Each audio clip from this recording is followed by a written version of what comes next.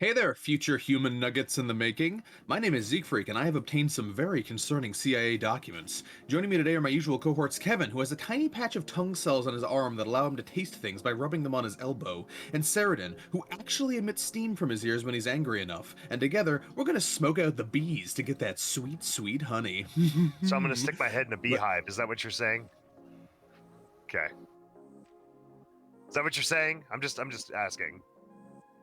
Welcome to the Bakagaijin show. There we go. Now you can ask the question. Yeah. No, I had to interrupt it. We had to have some variance in the intro. Sure. Yeah. Yeah. It's like when Peter falls down the stairs. I understand. Yeah. Yeah. So Kevin, what's a Serbian film? God, right off the bat, Christ. Well, it's a film made in Serbia, clearly. Well, actually. Was it not made in Serbia? What is it? No, a Serbian film is a... okay, it actually is a Serbian film, but, I knew it! no, it's like this... I'm a genius! It's this exploitation horror film about this guy who is, he's like a struggling porn star who agrees to, be part of an art film project, but it turns out it's like this super fucked up snuff film. Is it like an actual snuff film? No, a Serbian film is not a snuff film, but it's about a guy who agrees to be in an art film that turns out to be a snuff film. Is it a face? No, it's a rock that looks like a face. Yeah, we'll allow just about anything for art, but murdering people is not acceptable. Yeah. No, even if it's you know, I mean, you know. When I need you to freeze some future plans. Okay, you're gonna have to revise those plans. Sure. Yeah. Also, this would be a great time for this is my last episode of the Baka Gaijin show joke. Number 8. We are at number 8. Number 8. Yes, I'm number counting. 8. Why are you counting? Because it's funny. Okay, I need a at the bottom with the number of times Sarah did Let's quit the Baka Gaijin show. We're like a Civi 11 cover band at this point. We're at a higher to that stuff. The problem is we're already at a higher count for this than we are for the slime counter. Motherfucker, I gotta add another one. Damn it. All right, so we just I was gonna say you also fuck slime. Good God, and fuck the people that watch slime. You also have to add another one for the off-screen slime counter I asked you to without context, so now Cube doesn't know why the slime counter goes up. Yeah, but now you again. just gave it context, you piece of shit. I didn't give context. I just alluded to the context existing. But that Zeke, I need to sidebar with you real quick, and we need to come up with at least 5 more things we need counters for to make Kevin's job harder. Yeah. Like. Tell you what, we'll come up with a running. We need a the counter. Yeah, number 1. Let's run a counter for how many times we ponder the possibility of more counters. Yeah, let's do that. The counter.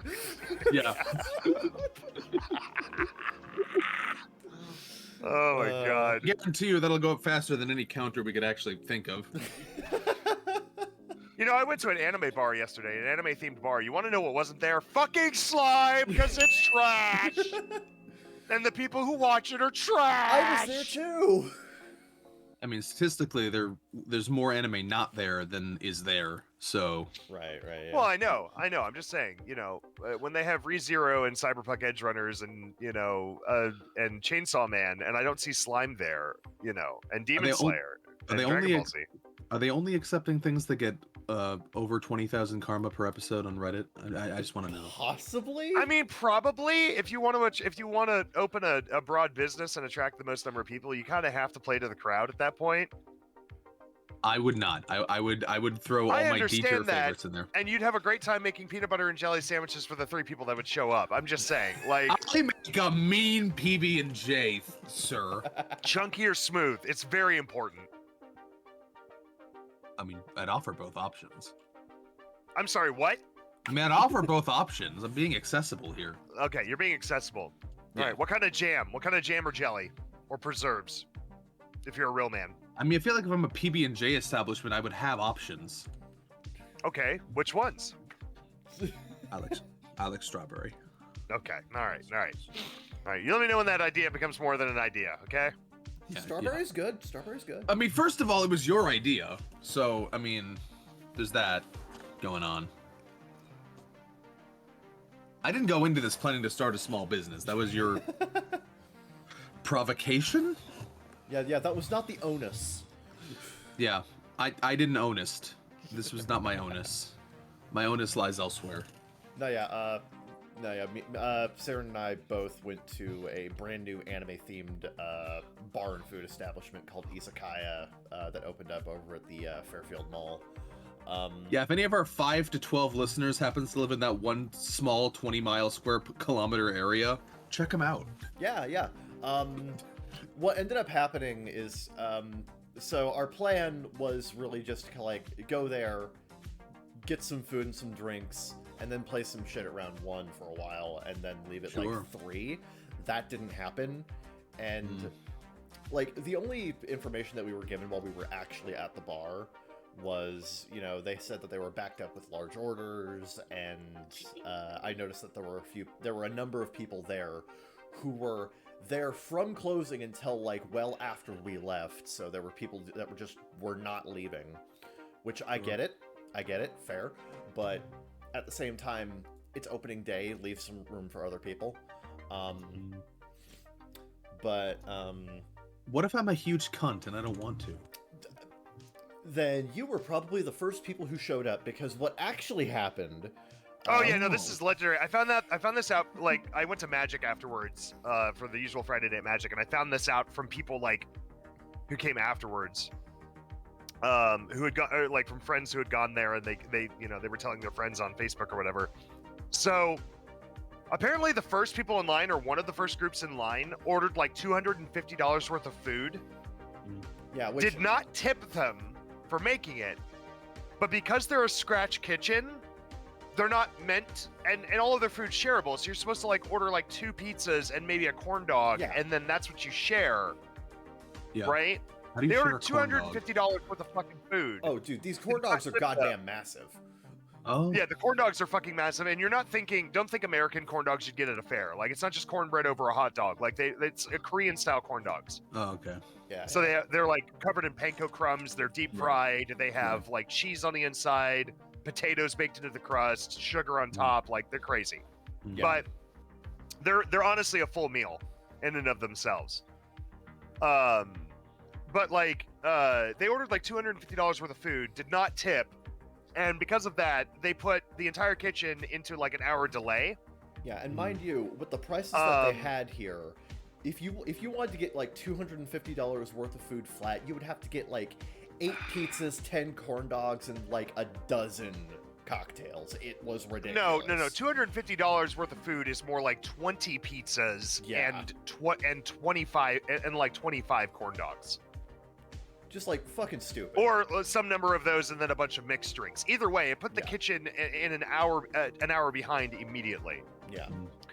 And so everybody who was getting seated had to wait at least an hour for their food. Minimum. Because of that. And then the people who were going to, because of that, everybody was there an hour longer than they needed to be. So like what we got a little bit behind where the seating was. We were third in line, and they told us about 40 minutes. 2.5 hours later, our seat was finally available. Yeah. It was rough. So I mean, thankfully there's an arcade right next door, so we went to round 1 and fucked around for a bit. Yeah. I got Nanya plush. But then even once we sat down, when they finally got us their seat, we still waited over an hour for our food. And they were all apologies, and we were like, dude, it's we get it. It's opening day, you guys are slammed, and you're a scratch kitchen. I get it. Yeah. No, yeah. Like, no big deal. But I did not know that the main reason behind that delay was not that they were just not used to all the customers. They, and this was like their first day. It was because somebody legitimately ordered way too much fucking food. Yeah. So, and apparently these assholes didn't even tip. So, I'm glad that they made that money, but at the same time, dude, dick move. Yeah, fucking tip people, Jesus. What I'm getting here is that next time you show up, there's going to be an order limit. No, there won't be an order limit unless it consistently happens. Which I doubt it. Like, we've never had an order limit at a McDonald's, and occasionally some motherfucker will come in the morning and order like 100 breakfast burritos. Well, it's Well, McDonald's. yeah, but if it like Corporate's not slows gonna down the approve that. entire, yeah, but if it slows down the entirety of production because it's happening all the time. Sure. I'm just saying they don't know what I need mean? corporate approval to do that. Right, no, but like this is like, as far as we know, this is like an isolated incident, so this probably won't happen consistently, but if it does, then maybe. Here, maybe, but I like the idea that this is a roving band of ne'er-do-wells who just go to new restaurants and give them the worst opening possible. Right. That is a funny idea. That is funny. And now that I've said it, it is now canon. We are You're welcome. We are the Order Slammers. Welcome to Jackass. This is like the most. It's like the Kitchen Nightmares version of Jackass. Jesus. No. The only thing that I like, the one thing that really sucked about us being there as long as we were is that we didn't have time to try as much as we wanted to. Me in particular, I wanted to try a couple of their cocktails because they have a pretty extensive menu of like anime-themed cocktails. Kevin heard there was alcohol at the establishment, and his eyes just bugged out like he saw like. It's a bar. Oh. Fucking. They have a bunch of like anime-themed cocktails and what they refer to as mocktails, which are their alcohol-free options. Yeah, I know what mocktail means. Yeah, so I wanted to try a couple of those because they got some really good ones. They have bungee gum. Does it have the properties of both rubber and gum? Honestly, the funniest part is that when you're reading the cocktail menu, they actually do have quotes from each of the characters and things that it's named after. And bungee gum's description is literally bungee gum possesses the properties of both rubber and gum. That doesn't sound like it'd be a good drink. No, it has bubblegum vodka, peach liqueur, Calpico peach juice, cranberry juice, lemon juice, simple syrup, plum bitters, and a bubblegum garnish. Did you memorize that? No, I'm literally looking at their cocktail menu right now. Damn, I was almost impressed by you for once. One of the some highlights from their cocktail menu are Hollow Technique Purple, inspired by Jujutsu Kaisen. Quote, "Nah, I'd win" by Satoru Gojo. Sure.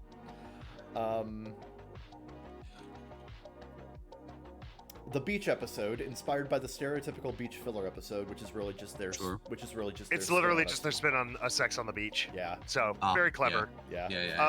And the one I was most interested in was the Gallic gun. They have a Gallic gun and they have a Kamehameha, and they're literally the same. They're literally very similar drinks. They're both tropical style drinks with either cherry grenadine for the Gallic gun or blue curacao for the Kamehameha. So it has that typical blue look to it that Goku's attack does.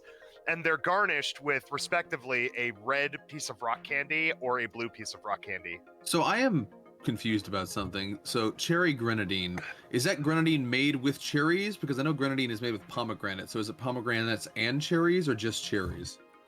I think it's just cherries. All right. I think it's the same process that you use for pomegranate grenadine, but it's made with cherries instead, and it's a very common mixology tool. Yeah. Yeah, I know. I know if you mix it with Coke, you get a Roy's Rogers. Yeah, you get a Roy's Rogers. Yeah. There's a whole American data. If you mix it with rum, you get a Roy's Rogers.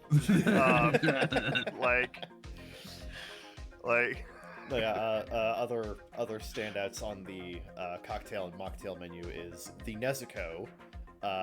Quote, Nezuko probably. Nice. And the Uzumaki Naruto does not have a quote. All it says is flashbacks begin playing of the swing near the academy. Oh my god. They also have like a bunch of like. Wouldn't it be funny if the Uzumaki is literally just whatever that the thing you put in ramen that he's named after? They just drop one in a glass of water. That would be really funny, but no, that's not what it is. They also have like a bunch of like import beers, Japanese whiskeys and sakes, and I want to try those too. It's like, this is a really nice place actually. Sure. And the vibes were fucking on point. They had these they had like these neon anime arts all over the walls that had like, one of them was a Gundam, another one was Spike Spiegel, there was Sailor Moon over in the corner. It was like really cool. There was Rem and Ram from ReZero adorning the bar on either side of the on either side of the beers. Yeah, all the girls were also in all the servers were also in French maid outfits. Yeah. We don't know if that's going to stay that way, but also one of the girls was dressed as, just went a little extra further and was dressed as Chocula from Nekopara, and I could not stop staring at her. Yeah. The whole time. She was cute as fuck. She was very happy that you recognized who she was cosplaying. Oh yeah, I was like, I love me some like Nekopara, pure Kino. I wish I lived in a college town. Sounds fun. College town with the only college you have near you, I think, is Case Western, if I'm correct, and those are a bunch of fucking engineering and biochem students, so they're boring as fuck. Oh yeah, no. You gotta get an accounting and business school near you. Those people know how to fucking party. Yeah. Like, UD has an engineering school as well as a liberal arts school and several other things, but like they also have a huge business school. And good lord, do those motherfuckers know how to party? Have you ever heard of University of Dayton's infamous couch burning ceremonies? Because those are fucking amazing. Also completely banned and will get you arrested now. But the 70s were a simpler time. All the uptights were out at Nam. The rest of us could party.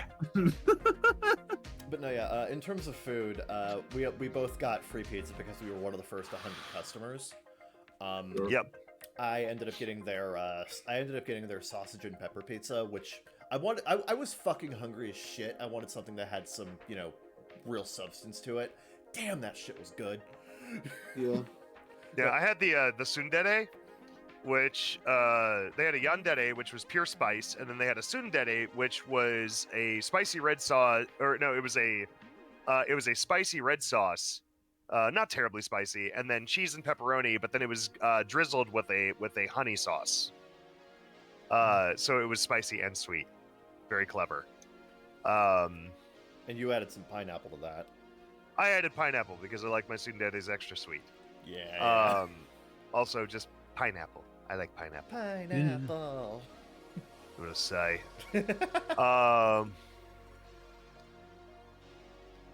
But yeah, so the food honestly was worth for a first taste, it was worth the wait. The food was very good. Oh yeah. I was worried heavily because whenever I hear anime themed restaurant, I'm always thinking like they're gonna put a bunch of figures and anime stuff. They'll have a few projectors playing anime. There might be some other theming, Sure. which was all very present at this place.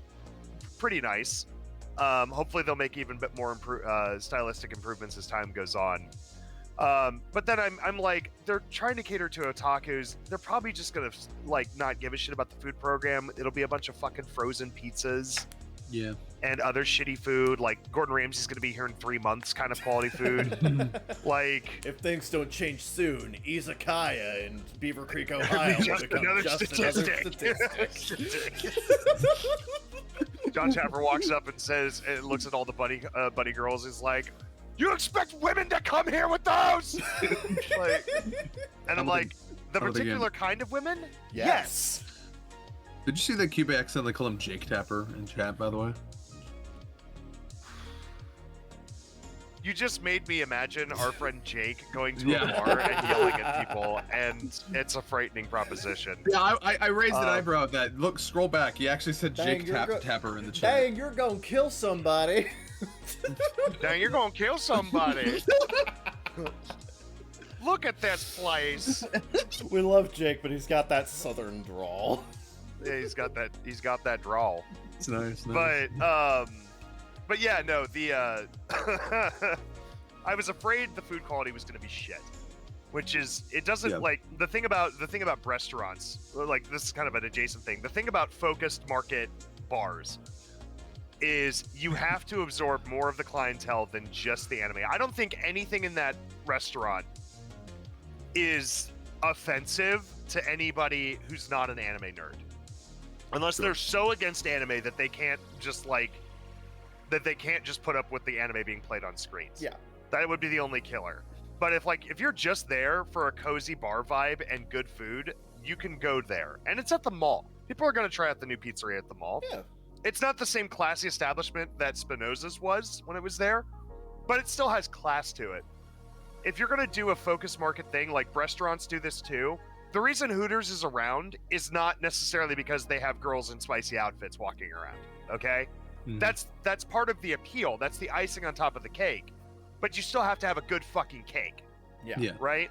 So every restaurant that does like the restaurant thing or the pirate bar thing or whatever else you want to do, they have to have good food and good drinks, or else people will just not come back. Yeah. This place has really good food and drinks, which I was very happy to hear. And it's a scratch kitchen, and they're using the same high quality brick ovens that Spinoza's did to make their artisan pizzas. So they feel like homemade pizzas. They don't look like a Domino's pizza where they come out and they're perfectly symmetrical and everything. Like they come out a little sloppy looking. Yeah. And that's always I know it seems weird, but that's always a sign of quality for me, is when I can tell that something was homemade and not the dough wasn't bought in frozen, pre-rolled, and everything else like that. So Yeah. Okay. So good place. I hope it survives. The nice thing also about this, from a business perspective, is that this is owned by the same people who own a anime merchandise store called Nani and a store called Original 151, which is a Pokemon store. Clever name. Clever name, by the way. Mm-hmm. The original Pokemon store in the mall. So if for some reason one of those three stores starts to suffer a bit, the funds from another store can help get some improvements in there. Mm-hmm. So it's part of a kind of a self-contained mall empire that's starting to form at the Fairfield Mall. Is the mall back? In very specific locations, malls are still doing very well. Oh yeah. Malls do not do well in general city areas because you have a lot of impoverished people and they don't go to the mall. In the case of Fairfield, for better or for worse, Beaver Creek has done a good job ensuring that money is always flowing into it and the riffraff is always kept out. Sure. For better or for worse. I don't like the methods they used for some of that, but that mall is actually staying I, for one, profitable. found the shot colors a little patronizing. No, it's mostly that they stopped buses. They forbade the Dayton bus system from coming into Beaver Creek. If you go to Beaver Creek, you have to take a car, or an Uber. Oh, this seems some classism at work. It is, but at the same time, I've watched 4 malls in Dayton die because they became hangouts for the wrong kind of people. And like, I'm talking like straight up gang. Like the Salem Mall, which is the oldest indoor mall in America, which was here in Dayton, died because it became a gang hangout. Sure. So Yeah. I don't like the fact that, they did this, but the result is the mall is still doing well. It is well maintained, and the stores are still, for the most part, profitable. Honestly, another thing that's really working in Isekai's favor is just their placement within the mall, because they're placed right outside of round 1, so you can literally just. Well, so is Nani and Original 151. They're Yeah. right next to FYE, which is right next to round 1. Yeah. Like, all the nerds kind of hang out in this one corner of the mall where all of their needs are met. Yeah. So it's a good placement as well. Well, not all of them. There isn't a place there where your dad will tell you he's proud of you. So yeah. Oh, if you're in the Morris Home Furnishings on the floor right above round 1, then yeah, your dad will say he's proud of you. But, oh, okay. Well, there you go. Just look Never up, mind. Everything's at the mall, I guess. Just Yeah. look up and you just see your dad giving you a thumbs up. Keep it up, son. Yeah. But yeah, no. There are some malls in America that are still profitable, and it's making sure the ones that are in upper middle class neighborhoods like Beaver Creek, those are the ones that are doing well, not unsurprisingly, because those people have the money to go to a mall and just buy expensive goods in niche markets. I think they should all send their best champion to compete in a battle royale tournament to determine who in fact is the best mall. That's what I think. But to do that, we'd have to have a battle royale, which means the other malls would die. And I don't think Fairfield's the best mall in America, not by a long shot. Well, then a champion will need to rise. And by the way, the tournament should be called the Mall, but like with a U. Yeah. Yeah, I think that'll be the ticket. That's the ticket right there. Yeah. That's the ticket. I mean, boy. can you imagine the That's success? the ticket. That's the ticket, toots. Can you imagine the success of the mall that beat all other malls to become the one true mall? The I mean, mall. yeah. I mean, there's the Mall of America. They've kind of self-imposed that title upon them. I'm still Yeah, not sure it's the Mall of America. I've been there. It's kind of pretentious, honestly. A pretentious title. It is a very pretentious title. I mean, there's no gun store, liquor store, and flag store. How is it the Mall of America? You're missing the three most American things. Like, come on. Well, at least you can get burgers there. I mean, that's pretty American. I can't argue with that. Yeah, yeah. And the Germans think they made that up. That's what World War II is really about. Right. Yeah. Someone goes to Eisenhower. They said they invented burgers. All right, that's it. War. Yep. 100,000 Americans died in this war to defend our right to claim the burger. You're welcome. Yep. Well, how do you explain the bombs? This I has don't know. been That just American happened. History brought to you by the Baka Gaijin podcast.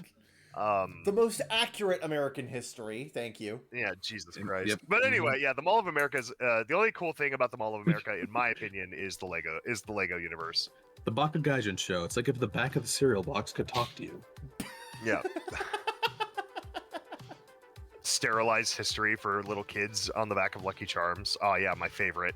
And then the very last racist killed MLK, and then racism was gone forever. Yep.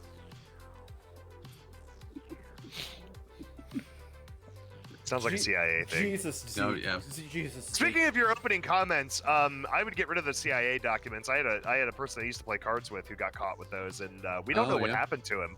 Oh. He's just gone. He was arrested, but after that, there's been no word on his trial. He hasn't spoken to any of his friends or family. Mm-hmm. We don't know where he is. He's probably in a hole somewhere in Guantanamo, awaiting a kangaroo court where he will be tried for treason. That down? And maybe. No, that's Alcatraz. No. I mean, Obama shut down Guantanamo, is what I'm saying. Oh, okay. Oh, maybe. Okay. Either way, he's probably in a hole somewhere in federal prison, and he will never see the light of day again. So I'd get rid of the CIA documents. It's like when they find a really talented hacker and they invite them to join their ranks. So 50-50. No, he didn't have. Well, the problem is his exploits were talentless. I know the story of how he got arrested. Sure. Because I heard it from the guy who was there who reported him, and he was there during the arrest. This is actually a really interesting story. If you guys want to sidebar real quick. Sure. So he used to work at the base in town, at Wright-Patterson Air Force Base, but he and his buddy were also growing weed in their basement, just for themselves. They were not distributors. They just grew it for themselves. And this is before recreational weed obviously was legalized in Ohio. And so, not necessarily something you should be doing, but they were not distributing that. So, not a huge deal. It was just for themselves. Well, his buddy, who I never knew, but he's the guy who showed up one day and told us the story about it. But other people in my circle knew him. He said that he went downstairs one day to check on the plants, and he found these devices planted under the tables. They were pipe bombs. Oh. And he went upstairs and said, "What the fuck are those?" And he was like, "Oh yeah, I just, in case someone breaks in here, I need to make sure that we're defended." And yeah. So he immediately smelled shit because this is not what he signed up for. Yeah. Like, they were growing weed casually just to smoke on their free time. He never signed up for anything that was like, fucking mob movie class level shit. Like, so he immediately went to I'm just confused how defended equals blow up your own house. Exactly. Yeah. Precisely.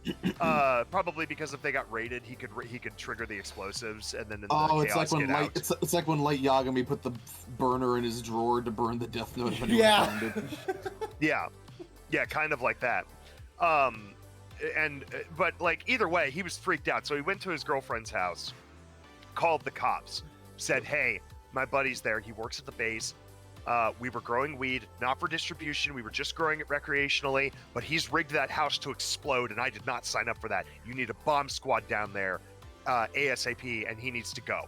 So local police show up, bomb squad shows up, the FBI shows up, partially because bomb-related things always get the FBI involved, and two, because he was a worker for the military base close by. So So apparently what happened is they line up at the door. Bomb squad's in front. Police are right behind him for the arrest. And behind him is the FBI agent. Door opens. Okay? Guys like, and the bomb squad guy's like, do you know why we're here? And he sighs. And he says, yeah, I was wondering when you'd figure out those documents were missing. What? The FBI agent apparently moved so fast, it was like he teleported to the front of the line, and he said, yep, that's exactly why we're here. Why don't you go show us those documents? I like how the weed and bombs were just irrelevant. I love how you said teleported to the front of the line. I'm imagining him just what going happened like is as soon as he allowed them into the house, almost teleported.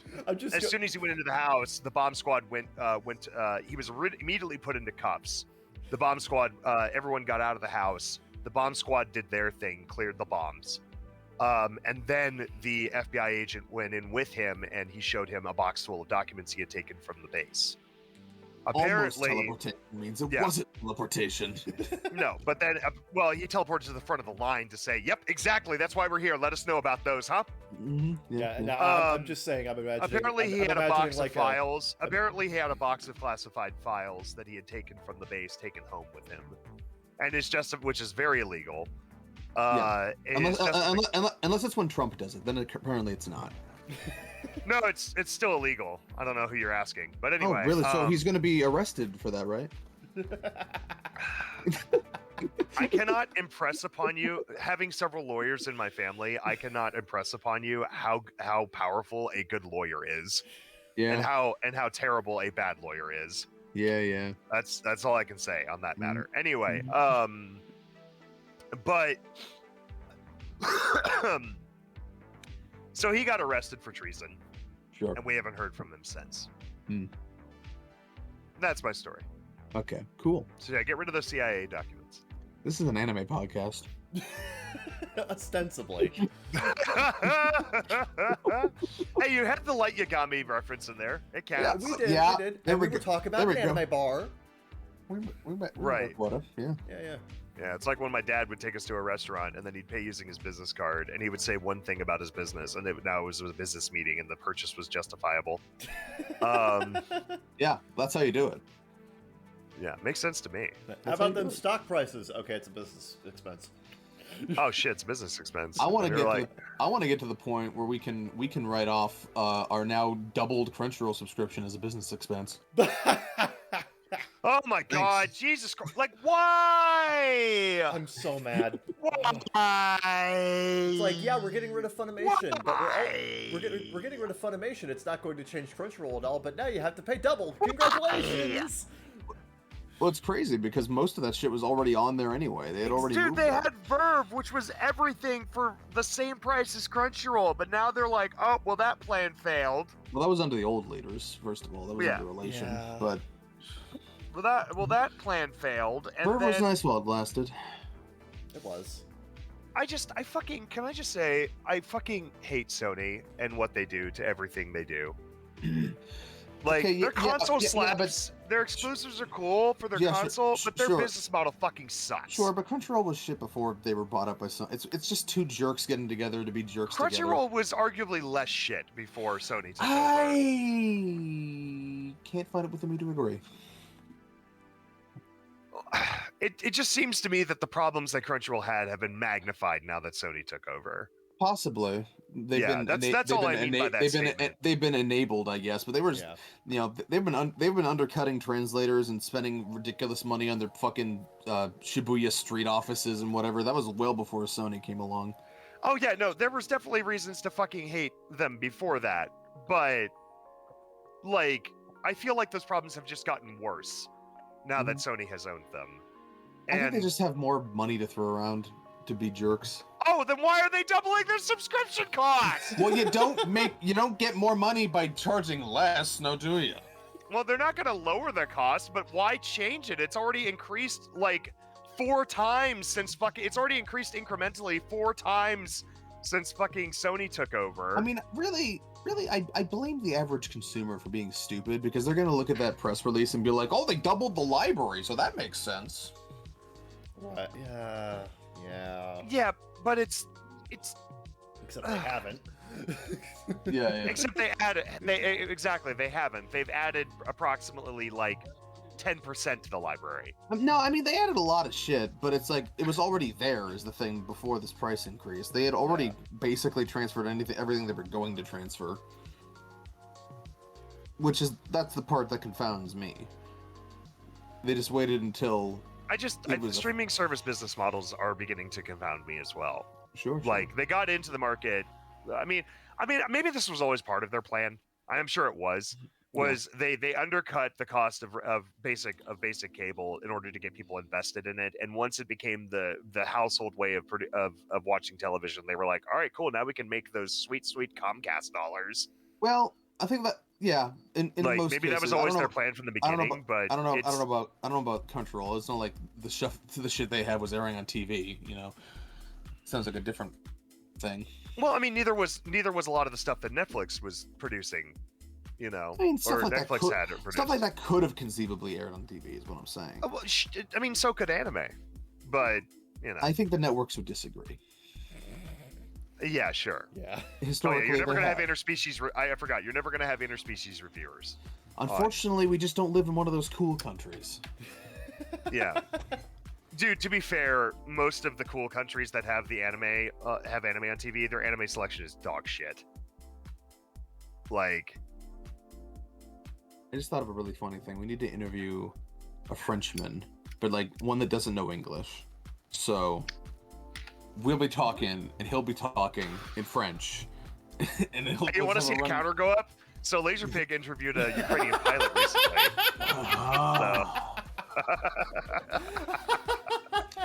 That wasn't even relevant. You said the word interview. I said the word interview. It's relevant. Subscribe to Crunchyroll, bitch. We have such a low fucking bar for what relevancy means. We're Look, gonna man, confirm, we're gonna confirm Half-Life 3 5 times by the end of the episode. I'm trying to fight away the dead air. We don't have dead air. That's what we have the soundtrack for. Well, long story short, I think we're all in agreement that this change to Crunchyroll is kind of unwarranted and not exactly fair, and it's not going to be. It's not going to incentivize me certainly to continue my subscription to Crunchyroll, of which I have used precisely 4 hours in the last 2 months. Well, you were already on your way out. The door was I'm not on my way out. I'm just taking like a hiatus to find my balance again. Like injecting 40 hours a week of fucking VTubers into my life has changed the amount of time I have and the enthusiasm I have to watch anime. Yes, but I don't know how to relate that into a door-opening, arm-holding metaphor, so I'm going to render it invalid. Well, and now it's like, well, no. Here's how you do it. I'm that guy. I'm that scene from Mrs. Doubtfire where, like, I scheduled 2 different dates at the same time, and I don't know how I'm supposed to be at both of them at the same time. Or it's that classic episode of every sitcom that exists. Where a guy where the player character, the playa character. Sure. Let's call him Charlie Sheen. Let's call him Charlie Sheen. Double books 2 dates, and then has to run back and forth between tables after mysteriously leaving for the bathroom for the 15th time, and then come back. I can't remember, but I am almost positive that was a 2.5 minute episode. Oh, it's an episode in every sitcom. It's literally an episode in every sitcom except the Big Bang Theory, because the Big Bang Theory. Well, they're all, they are the way they don't are. get double dates. They're lucky. That would have broken credulity. The premise would have shattered. They do all end up in successful relationships, though. By the end, that is true. They're all weird people, but they end up in relationships by the end. But there's no double dating. There's no being players. In that show. I appreciate that they stayed true to text for that extent, at least. Yeah, except for Sheldon, but that's only IRL because bitches love the hottest autist that's ever been put on screen. True enough. Yeah. Why doesn't Big Sheldon just eat Little Sheldon and gain his power? I don't. Is he stupid? Is he stupid? Jesus Christ. So what's anime been like for you guys? Pretty good. I think I said 2 episodes ago that I'm not watching that much this season. Just Sengoku, Yoko, Frieren, and it was supposed to be Ragna Crimson, but I I have not found it within me to actually open High Dive because it's very inconvenient because it's not on my TV. Yep. I am in the same boat. Neither Crunchyroll nor, and that's the other thing I want. Like, I would, you know what? I will accept the price hike if they make a fucking Crunchyroll app for smart TVs because a lot of them don't have it. A few of them do. Like, obviously, the Sony TVs have it built into their system.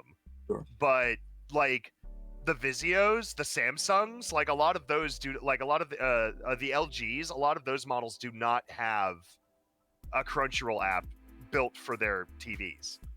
And that shit's obnoxious because well, here's what you got to do. Clearly, you got to buy a Sony TV. You got to buy a Sony TV and some Sony headphones to enjoy that sweet Sony sound on.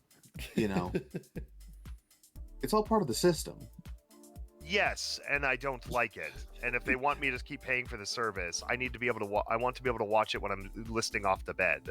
Sure. Yeah. Sure. Get a Roku. Yeah, it's just been very inconvenient. That's the one. I will say that's probably a bigger factor in the reason because like you know me, I get off of the internet and then I go sit in my bed for an hour and a half, 2 hours before I go to bed. That's prime anime watching time. And exactly, and I can't access it because to do so, I'd have to get up every half an hour, go to my PC, and manually click next episode on Crunchyroll's website as I stream it to my TV. It's just all kinds of inconvenient. Just make a fucking app, and not for the Roku. I don't want to buy another Roku for my house for one app that I can't fucking access on a Vizio TV. Come on, guys. Yeah. I will watch more of your service. I will even bother paying for it if you fucking give me the ability to just watch 3 episodes of anime before I go to bed. I'd be able to watch more. Speaking of subscriptions, I hate watching anime in a chair on a computer screen. I fucking hate it. Speaking of subscriptions, I have an announcement to make. I've officially canceled. Announcement. The flock is a. Anyway, go ahead. Yeah, I have officially canceled my Nitro. Ah. I can't. The fucking streaming has been broken for 5 months now, and they've only barely acknowledged it. And that's half the reason I'm paying for the fucking thing was the improved streaming. That's half the reason this fucking service exists and people use it. Yeah, and it's just been broken on Nvidia cards for like 5 months now. So they claim they're going to fix it, but they just never do. I don't even think they've claimed they've fixed it. I think they just claimed it's a problem. Right, like they're just like, it's a problem with Nvidia drivers. Go bug Nvidia about it. I'm just like, that's not how this works. I'm not paying Nvidia for this. Yeah, this is your fucking service. Fucking fix it. I don't know if they're working towards it or if they're just being like, well, you know, it's Nvidia's fault, so Nvidia should fix it. I'm just like, whatever. I'm done. That's my announcement. I know everyone was on the edge of their seat, waiting for the Discord Nitro update. I get it. I understand. Yep. Mm-hmm. Soon I will be a non-Nitro plebeian, just like Kevin. Ugh. I have Nitro Basic. Yeah, which makes you a basic bitch.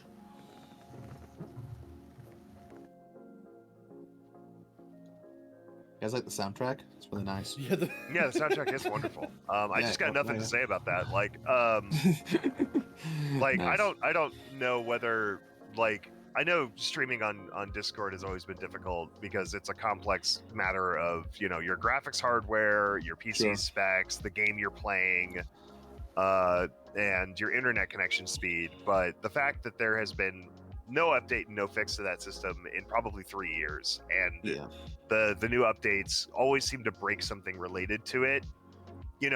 Correct me if I'm wrong. This service was built as the social forums for gamers, right? Which means we like to share gameplay.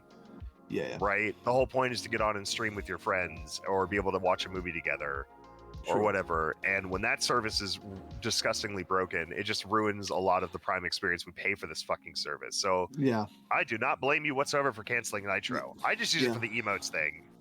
Yeah, and just to be specific for viewers who don't know, listeners who don't know what I'm talking about, on NVIDIA GPUs for months now, there's been a problem where streaming on Discord will just tank your frame rate.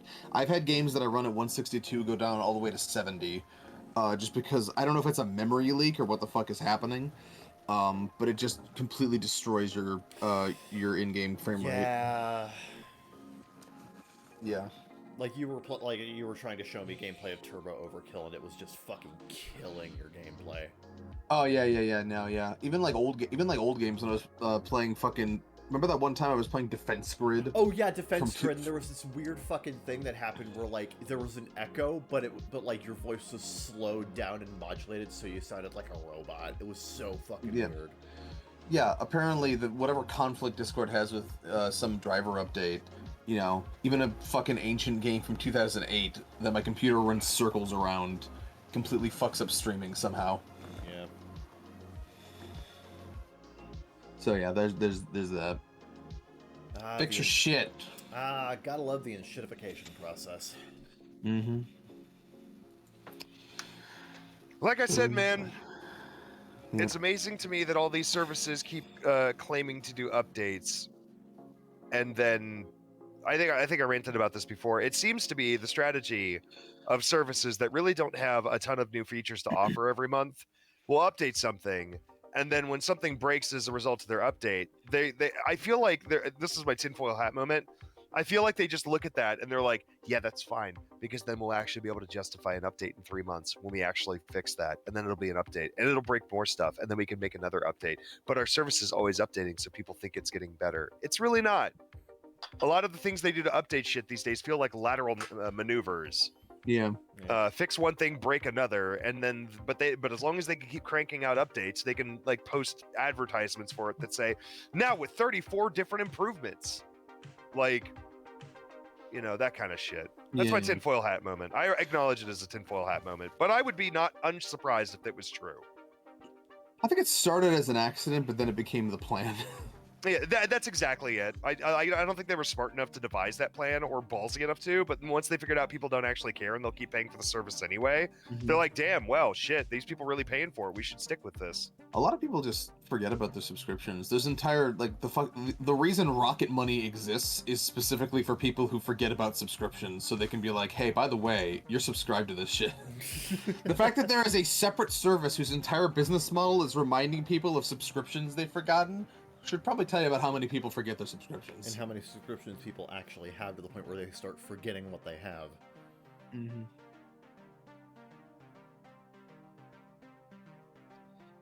I just remember how I don't remember if I got enough. I don't remember if I gave an update. I think I told the story, but I don't remember if I gave an update. I did get the Curiosity Stream money back.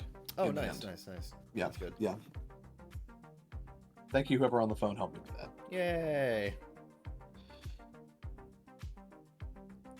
So this is the part.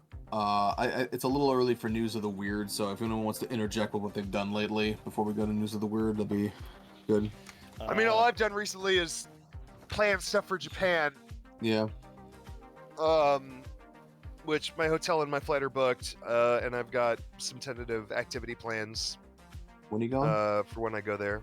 I leave the beginning of the second week of March, and then I come back at the end of the third week. So I'll be there for basically 10 days. Is that with 2 days of travels on either end? I think you're coming in slightly before cherry blossom season, right? Slightly before, yes. Yeah. Some of the trees will be in bloom, but not the whole city. Is that a deliberate decision to avoid that period of time? No, this just happens to be the time that works out best for me.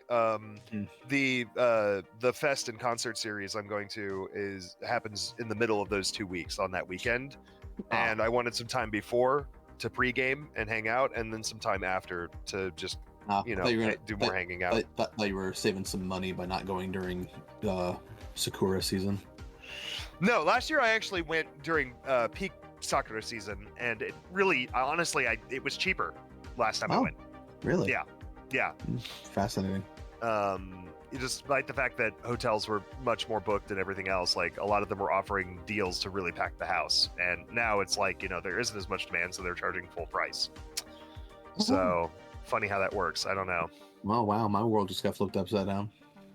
Yeah. You just suplexed my planet. Fuck you. Kevin, what have you been doing? Literally fucking nothing. Oh, okay. Wow. No, yeah, For once, Kevin has nothing to say. No, yeah, What am I supposed to say? I've been watching the new season of Precure. I got my Nanoha Blu-ray. I went to a fucking anime bar, and I already talked about that. That's kind of it. And I'm writing a video about another Precure season that I just finished. Yeah. Okay, yeah, well, good luck with that. Yeah, thank you. Thank you. Yeah. No problem, man. Thanks, man. Dude. Broski. What? Okay. I guess it all falls on me. It do. Yeah, it maybe do. I beat Turbo Overkill. Pretty great game until the last third, which I did not like as much. It got really annoying. I made a whole Twitter rant about it. I did. Now, admittedly, my emotions were speaking for themselves at the time. I was in the heat of the moment. Maybe I said a few things I regret, but my general sentiment remains. Really good game. The last third is probably going to piss you off. Yeah, that's fair. Yeah. Anyway. So what was the other? I think I've mentioned this last time. I'm continuing to play Prince of Persia: The Lost Crown. Great game. Upset it hasn't been selling super well. But that's what not launching on Steam will get you, I guess. You're cutting out a large part of your marketplace by doing that, yeah. Or not doing that, rather. Yep. I can only hope this will be the death knell for Ubisoft Plus or whatever the fuck it's called. Whatever the hell their service is, yeah. Yeah. Like, if you can make a game this good and it doesn't entice people to actually use your service, I don't know. Might say something. Yeah, I'm thinking it might not be that big of a deal for you to continue doing this. Yeah. Like, if it is literally, like, ruining the sales of one of your major games because it is not being released on the platform where most of your market is going to be. Because let's be fair, a very large subsection of the Metroidvania Metroidvania fan base is on Steam. Yeah, like those platforms are pretty interlinked. Yeah. Now admittedly a lot, especially people who play on consoles, like I'm playing this on PS5, and a lot of people are playing it on Switch. So like a lot of those people are raving about it on our Metroidvania, I guess the main hub for us. But then a lot of other people are just like, wow, this looks great. Wish it was on Steam. It's on Steam. And I've seen that comment so many fucking times. Every single one of those comments is a lost sale. You know, it's just it's upsetting. I think just through sheer word of mouth and positivity, it will probably eventually do decently. Oh yeah, have a decently long tail. But the initial sales figures are like 300,000 copies, some 15 million in revenue, which is kind of like, I'm willing to bet this game cost a little bit more than that to produce. Yeah. Not a ton more, but a little bit more. A little bit, yeah. Yeah. Because like Ubisoft did feel comfortable releasing this for only like what, $50, so. Yeah. That's shockingly low for them, considering recent headlines. Yeah. Well, I think what ended up happening was that I think this game was actually greenlit because they saw how well Metroid Dread did, and they were like, "Wait a minute, we can do that." And then they decided, "Let's do that and let's undercut it a bit." I actually looked up what the production of this was. It was actually in production before Metroid Dread was announced. Yeah, I know that. I saw their Q&A as well. Yeah. They were tasked with making a 2D Prince of Persia, and then Dread came out and they're like, "Well, we have all the elements here, so why don't we just, go full Metroidvania with it?" Yeah. Which, playing it, absolutely the correct decision. Yeah, great idea. Yeah. It's such a natural fit for Prince of Persia. It makes you wonder why the fuck it took so long to get here. But yeah, I think, I don't even, a lot of people were naysaying the $50 price, but even, I think we need to get over this idea that certain genres just are allowed to charge more than others, or just like some genres are just not worth as much. I think that's an artistically limiting idea. I agree. But I genuinely don't think, because of how good the word of mouth has been, I genuinely don't think the $50 price tag was really the issue. I think it was mostly the Ubisoft Connect thing. It was the not being on Steam. I think it was that. I think it was also that Ubisoft has had a reputation lately of just generally overpricing for their games. And so when people saw a $50 game, they're like, I'll get it when it's $20, which will probably happen a lot. Yeah. Yeah. So maybe that's something. And also, the Prince of Persia IP hasn't really been in the public lexicon too much in the last, like, 10 years. Well, they haven't had a game in 14 years, so yeah. Yeah, so, and nobody's been, like, talking about it, you know? So it's I mean, just like... No, I mean, I feel like people have wanted... There's been a yearning under the surface for a Prince of Persia. Yeah. A Return of the Prince, well, all I can hope is that when it goes on sale, it does better, because if that's the direction they're moving in, I'd like them to make more. And I hope they, I think they account for that as well, because Ubisoft, more than any other publisher, like, regular cuts and discounts are like part of their whole scheme. They're actually super predictable about that. Mm-hmm. I actually, when I got Far Cry 6, I predicted to the month when it would be at the price I was comfortable with, when it would be about $25. Like, Ubisoft is super predictable about their price drops that way. Yeah. Did you see Ubisoft's article about wanting to charge like $70 for fucking Skull and Bones, and their justification was that this was the world's first quadruple A game? Yeah, I saw that headline. That's a really funny. That's a really funny thing to say about a game that was almost canceled like 3 times, and that you've only dragged to the finish line because you owe money to the Indonesian or the Philippine government or something. I think it's the Singapore government. Singaporean government. This is the funniest possible game you could say that about. Yeah, I was gonna say that. Like, it just seems like massive cope on their end. It's like, we put all this time and wasted millions on it. It's a quadruple A game. Look, like, I understand. I was like, yes, and it appeals to everyone who said, you know what would be great? Assassin's Creed Black Flag, but without all of the story and the assassin parts and any of the charisma. To be fair, you'd be shocked how many Assassin's Creed fans are like, yeah, I'd like this, but without all that Assassin's Creed stuff in it. It's called a quadruple A game because that's what the developers were doing the entire time they were making it. They were just screaming, "Ah!" Look, I understand those statements. Okay, they've been taking buckets of money and pouring it into a tar pit for the past like 10 years. They're gonna say whatever they need to. Yeah, I just think it's a very, very funny game to say that about. And it just seems like massive copium on their part. It's hilarious. Massive levels of copium. I don't think that guy actually believed it. I think he knew. He was absolutely doing a marketing spin. What we have made is a decent pirate game that people will play for 2 hours, refund, and be like, that's cool, I'm going back to Sea of Thieves. Yep. They know. Anyway, the big thing that's been occupying my time is Persona 3 Reload. You and every VTuber I watch. Yeah. Damn it, I hate that we have things in common. Did you know that VTubers are people? I'm announcing that I'm dropping Persona 3 Reload, effective immediately. No. Quick, I need a list of every game that a Hololivers played. Let's close the walls in around him. I refuse to let them dictate my fate. Okay. They're riding my coattails is what's happening here. Yep. Yeah. How many people watch this podcast, Zeke? I did it, therefore it was cool. You know what? It's not about the view count. It's about how you use it. Speaking of massive levels of copium, this is the world's first quadruple A podcast.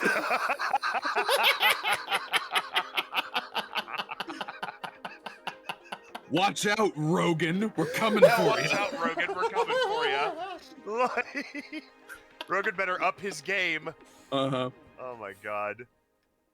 Fucking shit. Did Rogan ever talk about the poop knife guy? Didn't think so. Didn't think so. Anyway. No, it's great. I watched a clip of Rogan having, the joke about somebody being an NPC. You know, a product of nothing more than their training and their programming, and just not being an interesting, well-rounded human being in general. Yeah.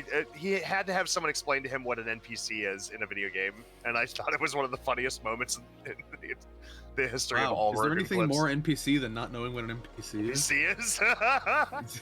To be fair, that's kind of how he structures his podcast, though, because it's like, he's just kind of there listening, and he asks questions. He's not really, Yeah, pretending to be an idiot is It really is just a dialogue tree for the person he interviews to bounce off of. Yeah, it is really, it's interesting because sometimes he's pretending to be stupid, and sometimes he actually is stupid, and you never quite know which is which. No. Yeah. But he'd be the first. To his credit, he'd be the first one to admit he's pretty stupid about a lot of things. I guess, but then you get him on some topics, and suddenly he's an expert. So. Yeah. Strange. Well, isn't everybody? Everyone is an I've never expert claimed all that. the time. I would never claim that. I've never claimed that in my life.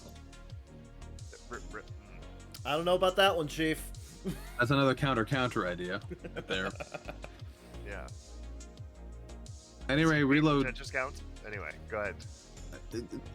I don't want to kill Kevin.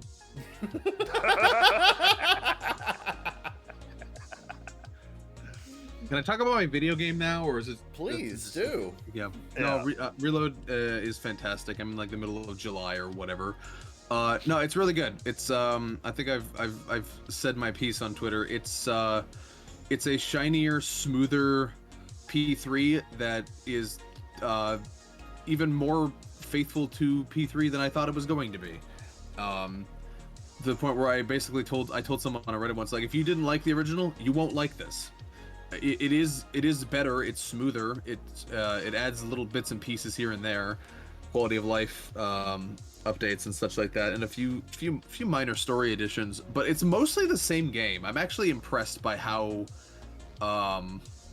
adherent it is to the original. Not that I necessarily expected them to change a whole lot, but I figured they'd actually take the opportunity to do more than they have.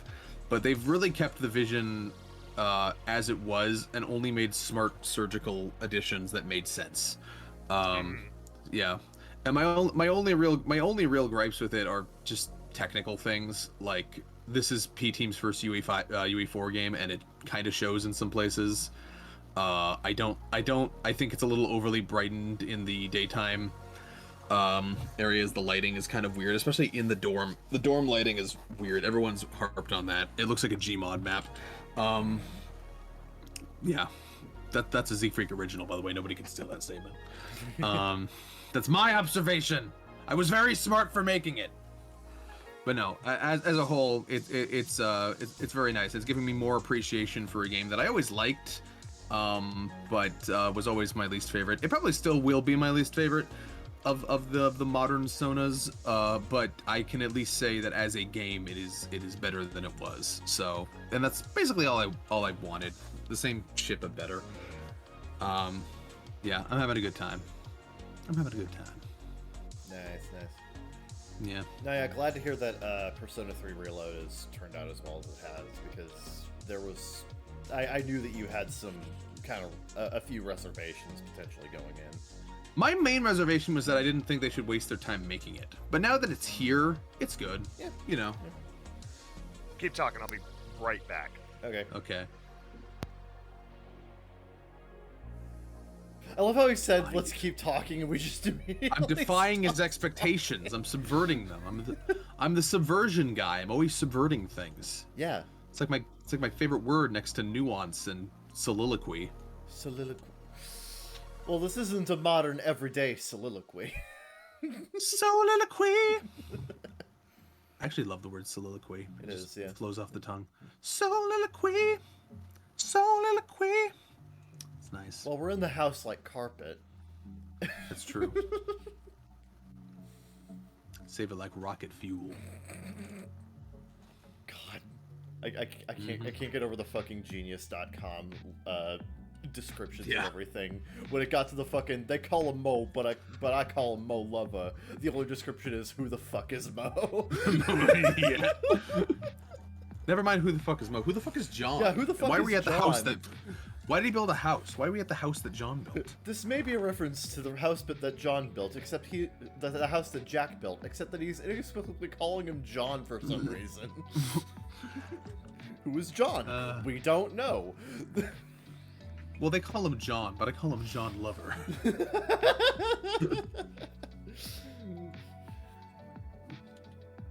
It's great. Great. Yeah. Wow, what's he doing? Grooming his dog. Buddy, I don't fucking know what he does every day. He's like, I'm trying to fucking start news of the weird here, but he's not here to receive the news.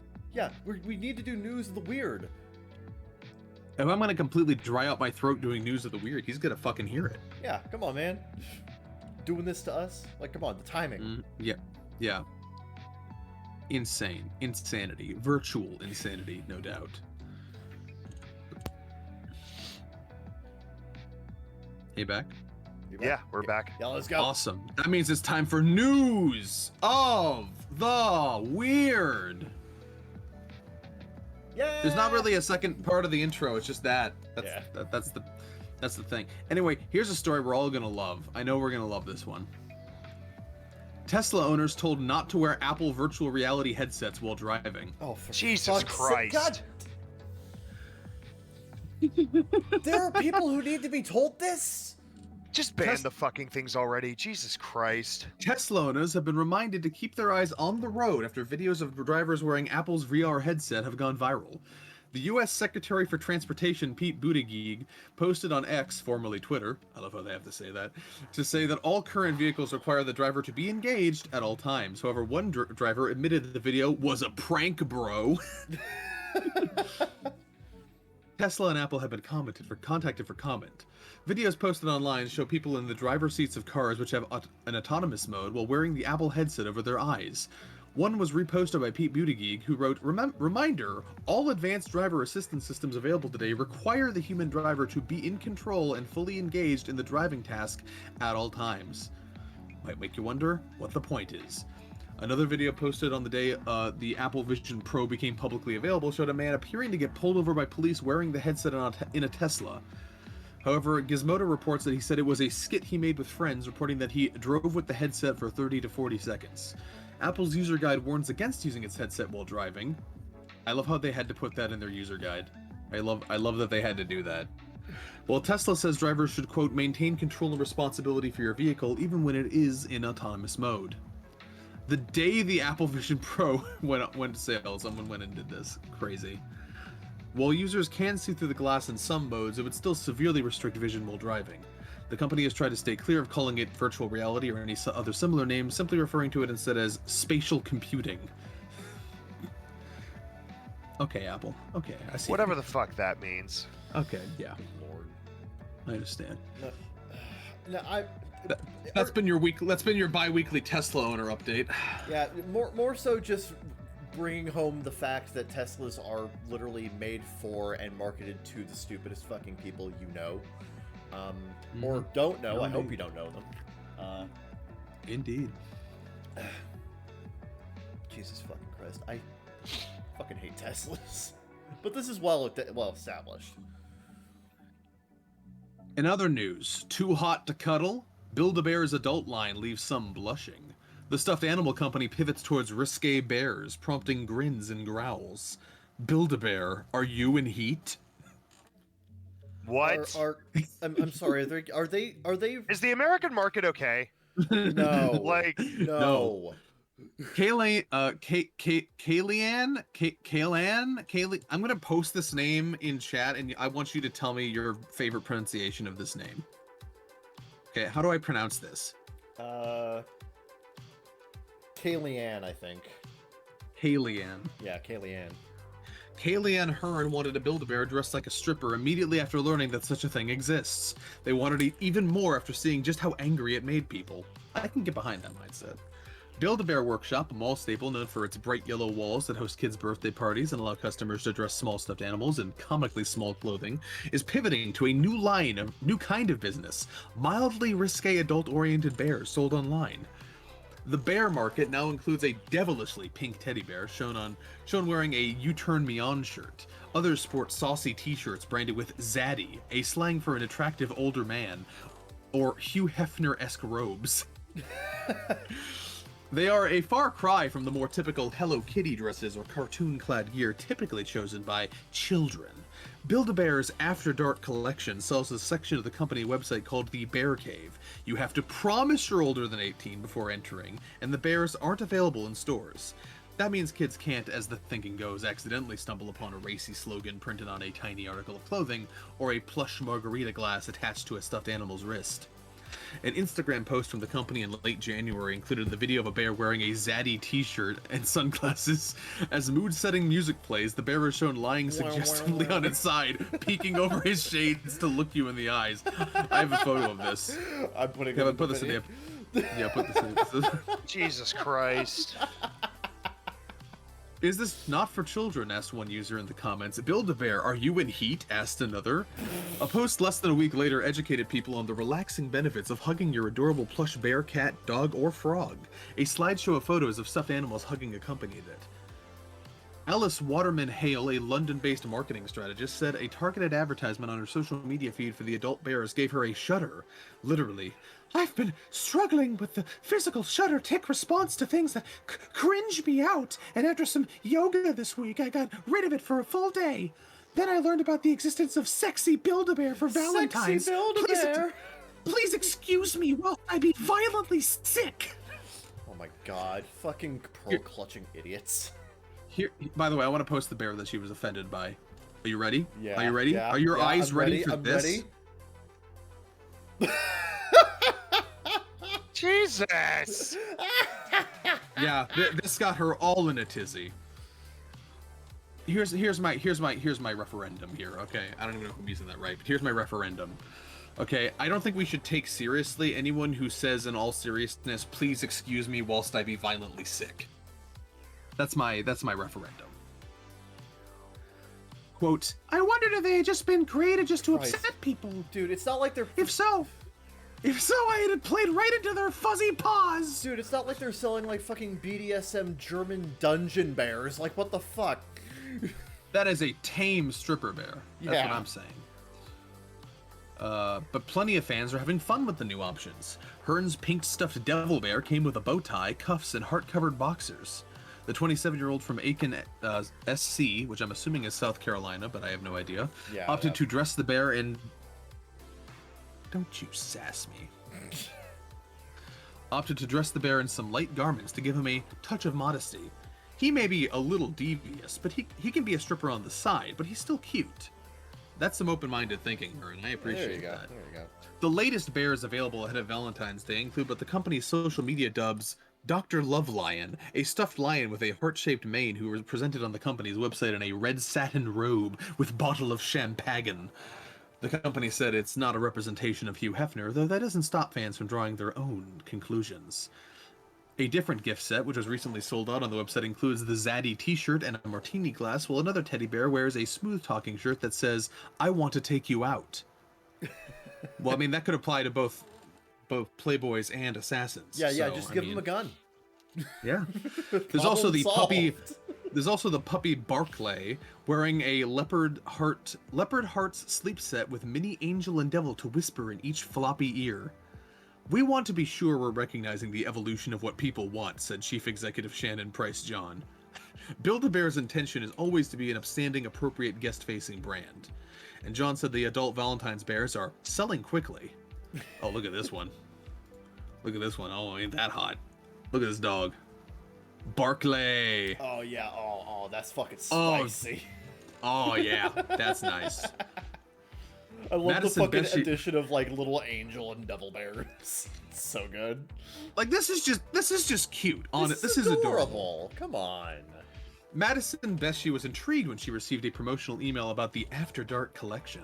She posted about it on TikTok, which then garnered over 50,000 likes. I don't know if that's a lot for TikTok. I don't know. She asked her boyfriend to buy her one of the bears for Valentine's Day. And then it goes into a whole fucking spiel about kidults and millennials and blah, blah, blah, blah, blah. I don't care. Anyway, the point is, Build-A-Bear just got sexy. So let's get in on that action. Dude, I can literally just see, like, your average couple being like, here, I got you a Valentine's Day gift, and this dude just gives her the fucking Chippendale bear, and she's like, oh my god, that's so adorable and funny. This, like, come on. This is a brilliant marketing move. This is a brilliant. This is actually pretty smart, and it's coming out right around Valentine's Day, so you know what they're doing. Yeah. No, yeah. No, this is. I approve of this. No, this is great. This is fun. I don't even think it's like that. Like they say it's risque, and I'm just like, yeah, maybe by Build-A-Bear standards, but like, right. I need you to understand, Build-A-Bear operates in the Paw Patrol / Care Bears area of, you know, risque. But even by those standards, like, this is fine. Yeah. Like, you could have these in a home with children, and I wouldn't even bat an eye. Yeah, the kids aren't gonna know what the fuck this is. Yeah. They're just wearing shorts with hearts on them. Like, shut up. Yeah, like, this is... Again, it's not like they're having, like, a freaking BDSM bear wearing a mask, a gimp suit, and holding a whip. Like, come on. Yeah. Dude, Palestinians are dying, and people are angry about this. Right, this is so fucking... This is such a nothing burger or a nothing bear. You're right. It's so nothing, we're gonna move on to the next story. Yeah!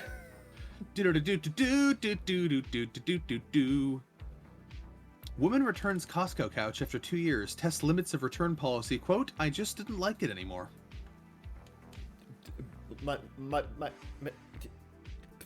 A Costco shopper tested the limits of the retail club's return policy by bringing back a 3.5-year-old sofa simply because she stopped liking it. Quote, I just didn't like it anymore. We just don't like the color anymore. The shopper, Jesse, I always forget how to pronounce it. It's the Nguyen thing. Gaijin. Nguyen. Jackie Nguyen said in a TikTok video that's been viewed nearly 3 million times since she posted it on January 23rd. Is that a lot for TikTok? I don't know. Nyan? I keep forgetting. Nguyen. I'm so bad. Nguyen explained that she did not have the original receipt, but recalled the date on which she had originally purchased the couch. Wow, she has a better memory than most of us. Yeah. That allowed a Costco retail clerk to process the transaction and issue a full refund to I can't remember. I see the word and I think no, that's not correct. I told her the date. The only reason I know this is because one of my cousins has this last name. Nguyen. Yeah. Nguyen. I need like a. You know how Link has like the guides in front of him that tell him how to write shit? I need like that, but explicitly for this name. I told her the date I bought it. She looked it up in the computer, told me exactly which one it was. That was it. She asked if there's anything wrong with it. I said I just didn't like it anymore. They gave us a full refund to his card, so yeah, it worked. Pleased with her experience, Nguyen encouraged her fellow followers to also purchase their furniture from the members-only store. Buy your furniture. Sorry, I gotta get into character. Buy your furniture from Costco, girl. You can return it when you don't like it anymore, she said.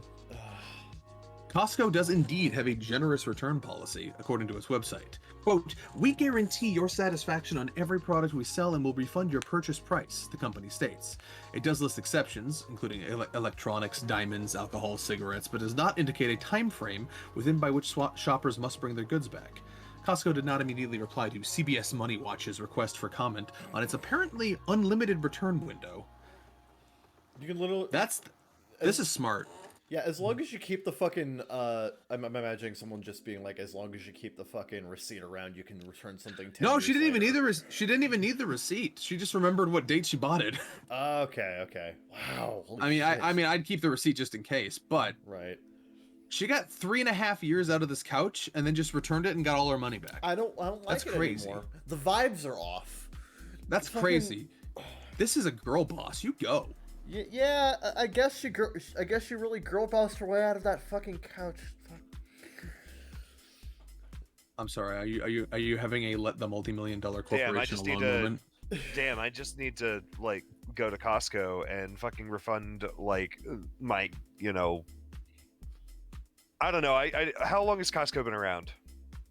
A while. A long time, pretty long time. All right, so Yeah. I need to find something that's like 100 years old and try to refund it. Maybe not that old. I wish you luck. Best of luck, sir. Hope you succeed. Are you ready for India news? Oh God, is that a regular thing now? Is that just our new regular thing? Look, Kevin, 1.3 billion people live in India. There's gonna be news. That's fair. Indian model Poonam Pandey fakes death to raise cervical cancer awareness. Okay, interesting. The reality TV star reveals social media stunt and says she is proud of what Death News has been able to achieve. An Indian model who faked her own death in a publicity stunt to raise awareness about cervical cancer has defended her actions, saying in a social media post that she was proud of what her Death News was able to achieve. Poonam Pandey, a 32-year-old reality TV star and former Bollywood actor who shot up to fame in 2011 when she promised she would strip for the Indian cricket team if they won the Cricket World Cup. That's a way to do it, I guess. Was said to have died on Friday. In a statement that appeared to be from her management team, her 1.3 million followers were informed on Instagram, quote, "This morning is a tough one for us. Deeply saddened to inform you that we have lost our beloved Poonam to cervical cancer. Every living form that ever came into contact with her was met with pure love and kindness." Her team confirmed in media statements that Pandey had, quote, "bravely fought the disease but had tragically passed away. Her unwavering spirit amidst her health struggles was truly remarkable," her manager Nikita Sharma told reporters, adding that there was a critical need for increased awareness and proactive measures against preventable diseases like cervical cancer. Colleagues and co-stars posted about their sadness and grief on social media, and a flurry of obituaries were published, but others were skeptical, pointing out that footage of Pandey looking healthy and enjoying a boat ride in Goa had been posted on social media just 4 days earlier.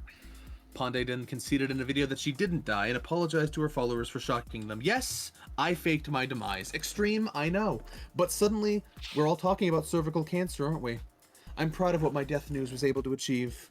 Unlike some other cancers, cervical cancer is entirely preventable. The key lies in the HPV vaccine and early detection tests. We have the measures to ensure no one loses their life to this disease. Let's empower one another with critical awareness and ensure every woman is informed about the steps to take.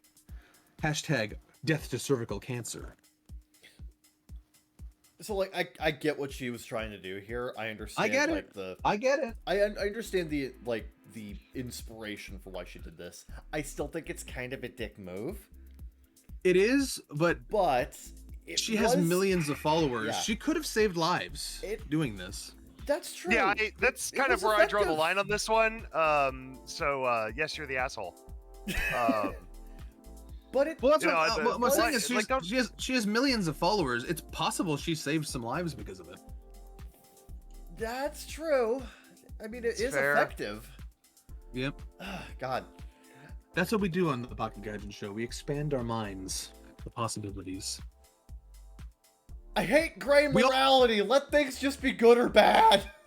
Fine. Let's have fine. Let's talk about a villain we can all agree on. Vegans. Let's go. Let's go. Macclesfield vegan restaurant to serve meat again due to rising costs. Hell yeah, vegans just taking L's. The owner of a vegan restaurant has said it is adding meat to its menu due to the cost of living crisis. Adonis Noroznia. People be having names. Owner. I don't know, but that sounds like the most vegan name I've ever heard in my life, because it sounds that is true. Hella made up and hella pretentious. Adonis Noroznia, yeah. Anyway, owner of the Nomis Gastro Bar in Macclesfield. It is very difficult to stay in business selling only vegan. This is in a message to customers. He said, "This has been a moment of deep reflection and decision making for us. The restaurant opened 3 years ago, just after the pandemic ceased, but they have a weird timeline for when the pandemic ceased, but I'll allow it, has faced challenging trading conditions. Quote, when some people find out we are vegan, they walk out. Yeah, it's me. I walked out. I was the one walking out." The message to patrons said it hoped regular customers would, quote, understand the heartfelt reasons behind our upcoming changes to our beloved vegan cafe and restaurant, adding, the challenges we faced in recent times have been heartfelt and profound. The limitations of our vegan menu at times meant we welcomed only a small number of customers, making it increasingly difficult for our business to thrive financially. This has led us to a profound decision, one we've made with much contemplation and consideration. In response to these challenges, we've made the difficult yet necessary decision to introduce a thoughtfully curated selection of high-quality, responsibly sourced meat and dairy options to our menu. Yeah, suck it! Suck it! There was a restaurant close to where I used to play Magic, one of the 3 locations I play Magic at, and it was called Sinfully Gluten Free. And it was a gluten-free focused restaurant, and they had some cool stuff in there. They had like, a lot of ice creams are gluten-free, and they had like, ice creams and sweet treats and other stuff like that that were just happened to be gluten-free. I never saw a motherfucker in there ever. Yeah. Oh yeah. Like, And yes, it shut down like 3 years after it cropped, or like a year after it cropped up. This is just natural selection at work. The problem is that if you're going to open a business like this, you need to know your market, and you need to be in a place that's actually going to be able to support this, which is why most... Yeah, Gordon Ramsay, I was watching an episode of Kitchen Nightmares UK, and one of the places, she was a vegan, and she opened up a restaurant. I remember that one. In a French part, in a area in Paris that was that was very well liked for its offerings of seafood and meat and stuff like that. And she's like, what? And he's just like, awful location. Yeah, that's just bad business. Yeah. That's just a bad business decision. I just do not think I think there are very small pockets in the United States where you can get away with a successful vegan restaurant. I think the smart thing to do for any restaurant owner is to offer vegan options and take pride in them. Yeah. But give me a fucking steak sandwich. Mm-hmm. Like, you need my money as well as the vegans. Yeah. Okay, they don't have any money, all right? The reason they don't have any money is because they're going to the market and buying overly expensive vegan food. Okay? They don't so it's like you need the money from the regular person as well. Yeah, succeeding as a restaurant is already hard as it is. Cutting out a massive chunk of your consumer base is just stupid. It really is, yeah. It's fine to have a restaurant that has vegan options. And that has vegan options and you take pride in those vegan options, and that can be something that you sell your company as, is like, meat eaters and vegans welcome. Sure. But I think the problem with also veganism is that there's also, in a lot of cases, not every case, I've met some very chill vegans, but in a lot of cases, the culture that surrounds it is very much against meat eating. So if you serve meat in the same kitchen as vegan food, a lot of them just won't go to you because they don't think you're real about it, or they don't think that you're there's blood on that counter. Cause. There's blood on that counter that you made my salad on, like that kind of thing. And it's just like, I think that's the other problem. That's what I point out. Actually, it's hemoglobin. Actually, it's just meat juices. There's no actual blood left from on the letting. Yeah. So remember, vegans. Next time, eat a salad. Right. Oh man, I'm really. Oh, dude, I remember going to Late Night Slice once, and they have a salad menu. Yeah. And their salad menu says their salad menu is called rabbit food. It's like, for those of you who don't like the delicious taste of pizza, it'll taste real good on that high horse you're sitting on. Like, the passively insulting the vegans. Yeah. I am now. I know I just announced my cancellation of Discord Nitro, but I'm very upset because I've just realized the Tale of Two Wastelands Discord has uploaded a bunch of Fallout sounds I could have been using. God damn it. So I'm gonna get them all out of the way right now. We got Pimp Boy. Nice. Experience Up. Experience Fallout 3. That's what that was, right? Karma Up. Karma Down. Reputation Up, Reputation Down, The Mysterious Stranger Sound, and The Wild Wasteland Sound.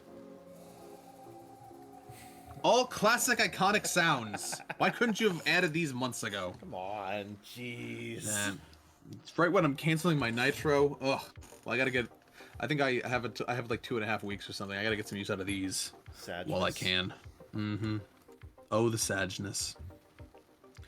In other news, toddler gets stuck after climbing into a claw machine looking for a toy on Australian shopping mall. Yeah, as you do. In Brisbane. They're gonna tell me I'm pronouncing it wrong no matter how I say it. Australian police came to the aid of a 3-year-old boy after he became trapped inside the claw machine at a suburban shopping mall. Video of the unusual rescue Saturday was shared on social media by Queensland police on Thursday. It showed the toddler sitting inside the glass-walled box filled with plush toys, blissfully unaware of his predicament. The best kind. The boy's father, Timothy Hopper, said that his son had disappeared into the claw machine's prize dispenser and inside it in a split second. I had zero chance to react to it. It was unbelievable how fast he climbed up there. The video then shows the officers and the boy's parents encouraging him into the safe corner at the back of the machine and to cover his eyes while the police shatter a glass panel to free him unharmed. That's how you do it. No, what you're supposed to do is you're supposed to play the claw machine to get your kid back out. Your kid is now the prize. That sounds like a fucking jigsaw trap. Your child is now the prize. No, well, yeah, that's really funny, Kevin. You gotta remember those fucking claws are weak as shit. That's also true. Yeah. They can barely support the weight of a plush bear, let alone the weight of a human child. Dude, when I was getting my fucking Anya plush yesterday, I literally had to, like, take 2 of the claws and grab it right around the middle so that it would get, like, a fucking vice grip on it, because those claws are weak as fuck, so trying to grab all 3 around, like, the circumference of this, frickin' prize thing was just not gonna happen. This is a call-out post now. I gotta call out. Toy Story made the claws in claw machines look way stronger than they actually are. That set a false expectation for the rest of my life. God, why would you do that to us, Pixar? I blame Joss Anyway, Whedon. the video ends with one of the officers joking with the boy, "You won a prize. Which one do you want?" I broke the glass. You can just have any of these. Go free prizes. Go free. He just starts throwing them out like confetti. Fun times. I'm resisting making a really off-color joke here. I'm not gonna make it. Okay. For once? If you figured it out, congratulations. Contact me at Ceridan Cedrador on Twitter, and you get a prize. My prize is, I say, good job, you're a freak. You get another toddler. Don't Bonus toddler. Bonus dad. Bonus son. I love that story. I haven't referenced that in a while. Jesus. Bonus dad. Bonus dad. Bonus son. Which, for the record, bonus dad and bonus son, that's so fucking wholesome. I forget what episode that is. I'd love to listen back to that one. Oh, yeah. Anyway. Meanwhile, Sky News. Pigeon suspected of being a Chinese spy released by police in India after being detained for 8 months. You detained a pigeon for 8 months. Detectives suspected the bird was involved in espionage after it was captured near a port in Mumbai. It was found with 2 rings tied to its legs featuring words that appeared to be Chinese. Oh, God. The pigeon, accused of being a Chinese spy, has been cleared by the police and released back into the wild. The bird was detained by officers after it was captured in May last year near a port in Mumbai, a news agency Press Trust of India reported. It was found with 2 rings tied to its legs featuring words that appeared to be Chinese. Well, this can only mean one thing. Anyway. Detectives suspected the pigeon was involved in espionage and took it in before later sending it to Mumbai's bakagaijinshow Petite Hospital for Animals. However, after 8 months in captivity, it emerged that the creature was an open water racing bird from Taiwan which had escaped and flown all the way to India. Police then approved the bird's transfer to the Bombay Society for the Prevention of Cruelty to Animals, where doctors set free the falsely accused avian on Tuesday. What the fuck were you doing for 8 months? Was it stuck in a fucking interrogation room with a lamp over it with one guy being like, "What do you know?" What is she after? Like, what were you fucking, like, torturing the bird to try and get its secrets? What the fuck were you doing with it for 8 months? You should have got that should have been figured out in a week. What the fuck is wrong with you people? I'm so confused. India, man, it's a whole other world. Oh my god. Speaking of being on the hunt, a dying man tells police he was on Japan's most wanted list for 50 years. Now deceased man said he was Satoshi Kirishima, who was allegedly a member of a radical group in the 70s that bombed Japanese firms. A dying man in a Japanese hospital told police that he was one of the country's most wanted fugitives and had been on the run for nearly 50 years for being part of a radical group that carried out bombings in the 70s, police have said. After receiving a tip, police went to the hospital near Tokyo last week to question the 70-year-old man. He told them he had terminal cancer and wanted to die under his real name, Satoshi Kirishima, instead of his alias, and disclosed previously unknown details about the bombings. We believe that the man who died at the hospital after claiming to be Satoshi Kirishima was actually the suspect. Born in 1954, Kirishima was a university student in Tokyo where he became involved in extremism and joined the East Asia Anti-Japan Armed Front, a militant group that carried out a series of bombings targeting major Japanese companies in the 70s. 8 people died and more than 160 were injured in the 1975 bombing of a Mitsubishi Heavy Industries building, which was blamed on the group. Kirishima was allegedly involved in a number of the bombings. He was wanted on charges of setting off a time bomb in a building in Tokyo's upmarket Ginza district in April of 1975, in which no one was injured. Although not a key member of the group, he was said to be the only one of 10 members who was never caught. While on the run, Kirishima did not have a mobile phone or health insurance and had his salary paid in cash to avoid detection, according to NHK Public Television. On Friday, police investigators raided a construction company where he had worked using the alias Hiroshi Uchida for about 40 years. A photo on Kirishima's wanted poster shows him smiling with long hair and glasses. 2 members of the group were sentenced to death, including its founder, Masashi Daidoji, who died on death row in 2017. 2 of the 8 members of the group who were indicted are still at large after their release in 1977 as part of a deal negotiated by another radical group, the Japanese Red Army, when it hijacked a Japan Airlines plane in Bangladesh. I always love these stories of when some old criminal is like on his deathbed and he's like, you know what? I'm gonna come clean. I'm gonna be like, it was me all along. That's me. I did it. Because it's, in a way, it's kind of like the ultimate humble brag. It's like, you never caught this. Yeah. I got away with it. Honestly, he kind of does. Honestly, at that point, you kind of do deserve a little bit of bragging rights because you got away with it. Like, yeah. Mm-hmm. I mean, yeah, it's not a good thing that you did it, but like, if I were in that, I think I've talked about this before, but Japanese death row is really hardcore. It is. Yeah. What do they do? They don't tell you when you're gonna die. They just do it. At some point, they just come to your cell and they say, "It's time." Is that better or worse? Oh, it's traumatizing, because every time an officer comes to your cell, well, yeah, well, but and the thing is, the time scale varies wildly. It could be within a year or 2 after you. But if you think about it, none of us know when we're gonna die anyway. So like, the fact that you're even in prison at all is your first clue.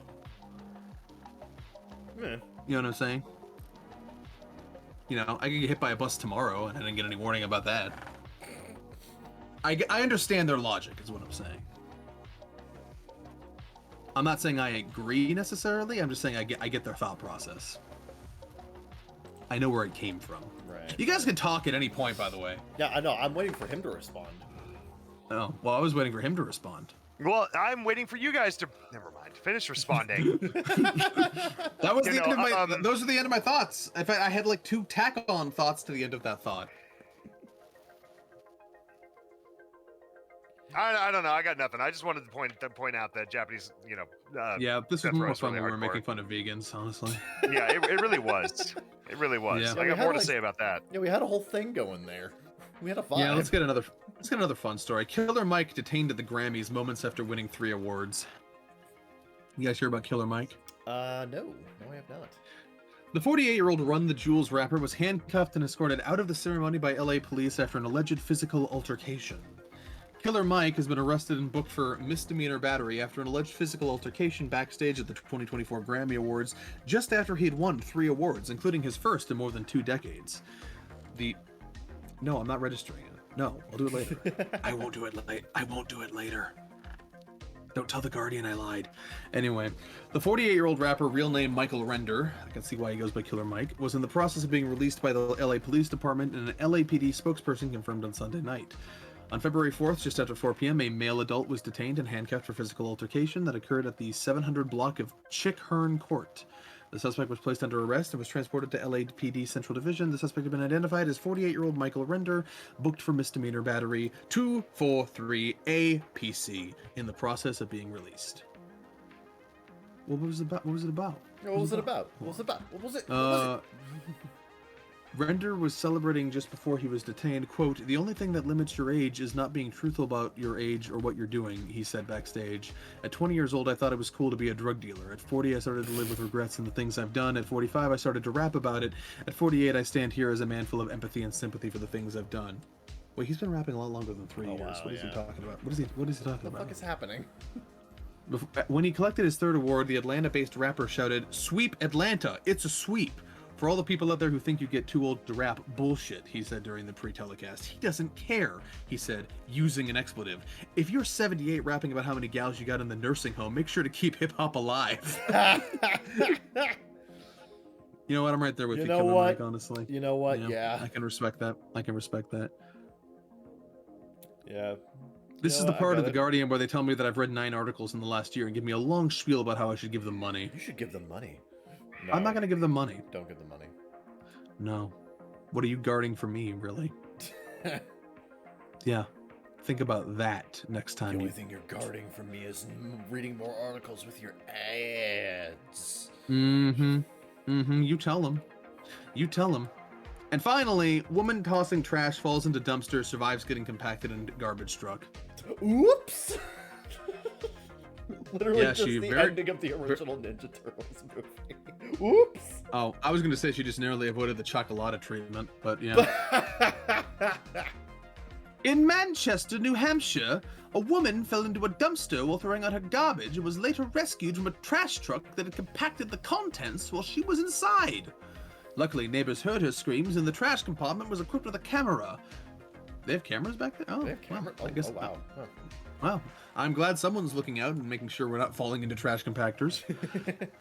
It's one of those things where you're just like, there's a camera in there? And then after you think about it for a second, you're like, oh, I'm glad there's a camera in there. Yeah. The driver spotted the woman stuck inside and called 911. By then, the driver had reportedly compacted the garbage up to 4 times. He compacted it 4 times and she survived. Rescuers used a basket ladder to reach the top of the truck and lift her out. By then, she was standing, talking, yelling, but not alert enough to answer questions. The woman was taken to a hospital after Monday's misadventure. Her name, not released. In 32 years, I've never seen anything like this in my whole career, Battalion Chief Bob Badeau told WMUR-TV. It's alerting because you don't really think it's true, but it is true. Oh, it's true. It's a bad situation, too, because as soon as you get open wounds, you're in a garbage truck. So, Yep. you know, if it's not the crushing force that gets you, it's the it's the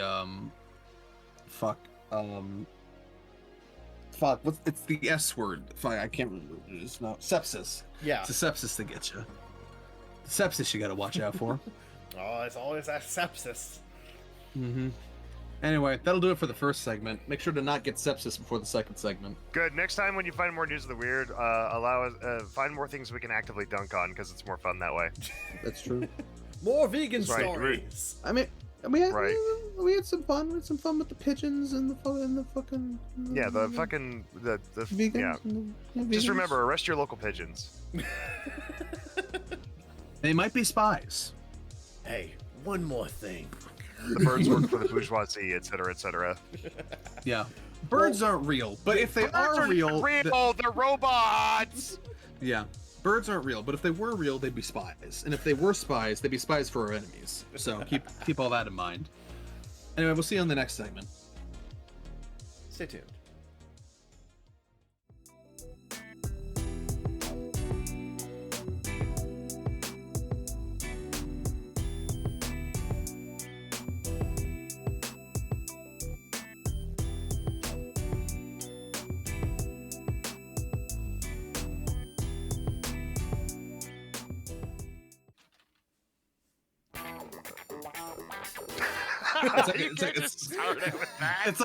Yeah, I can't. It's like when Seinfeld comes back from You are commercials. not allowed to do things on your own podcast, sir. Inexcusable. You know, I think you're losing karma 10 for that yards. 10 yards lost. Hey, speaking of, the Super Bowl's happening tomorrow. Tomorrow, isn't yes, it is. Yeah. one. The isn't it? superb owl. The superb owl. No, not Nanashi Mume. Sorry. Yeah, I didn't mean that. I think everyone understood that I didn't mean that. No. No, I meant the grand cosmic owl that gave birth to all things. The superb owl himself. Hail to the owl. Yeah, actually, you used the Blood for the owl. Use the incorrect pronouns there. They actually have all 7 genders. 7? Man, Look, there's a lot of There's There's a lot of planets out there, Kevin. And the Planets? superb owl gathered.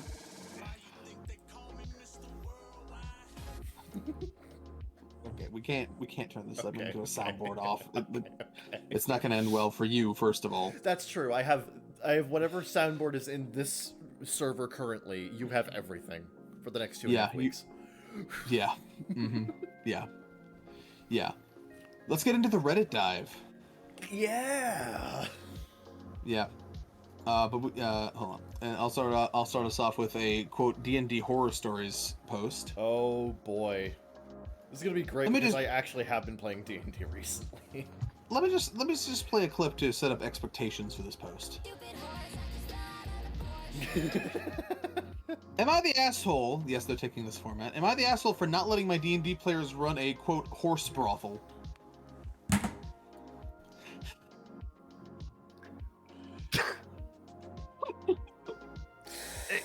So,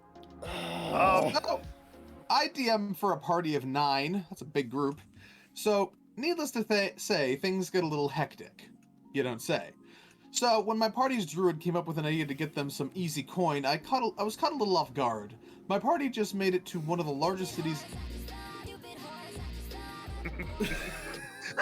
Just derailing it, because I don't want to hear about a horse brothel. My party just made it to one of the largest cities in my homebrew world, think something like Waterdeep. The druid asked me if there was a lot of people in the city, would the market for people who are interested in brothel service be bigger? Naturally, I said yes, assuming he planned on going to a brothel. He instead offered to work in the brothel for a day, assuring the owner maximum profit. With a high charisma roll, the owner agreed and gave the druid a room. The druid then revealed his hand. This whole time he planned on using conjure animals in combination with wild shape to summon a militia of horses with the sole purpose of pleasuring the freaks of the city. This shook me to my core. After almost an hour of arguing with my players, who all jumped on the bandwagon against me, my druid told me that he was putting his hoof down and I was ruining his fun. Who let the furry into the fucking D&D session? He said that if I didn't let him get that... He said that if I didn't let him, quote, get that bag, he would permanently leave the campaign. Still, I refused, and he stormed out of the room and later blocked my phone number, ending a 6-year friendship. Am I the asshole? No, you're not the asshole, because his entire friendship with you hinged on the fact that he was allowed to play out his fantasy in front of others in a voyeuristic manner of opening a horse sex brothel In Dungeons and Dragons. Remember, in a party of 9, the furry could be any one of us. It could be you. It could be me. No, I just want to say, just average brony experience. Always search your friends on Fur Affinity. Make sure to stay safe out there, DMs. You never know which one of them has been jacking it to Rainbow Dash porn this entire time. Anyway, Daddy Catfish says, not the asshole. It isn't your job to fulfill his weird kinks he's trying to force into your game. Yeah, dude, there's a difference between see, look, okay, in the game that I'm playing, which is a homebrew campaign, Sure. Similarly a homebrew campaign, I just imagine the DM's more Calliope.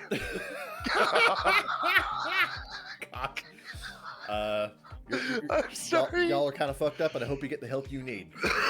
Hope you get the help you need.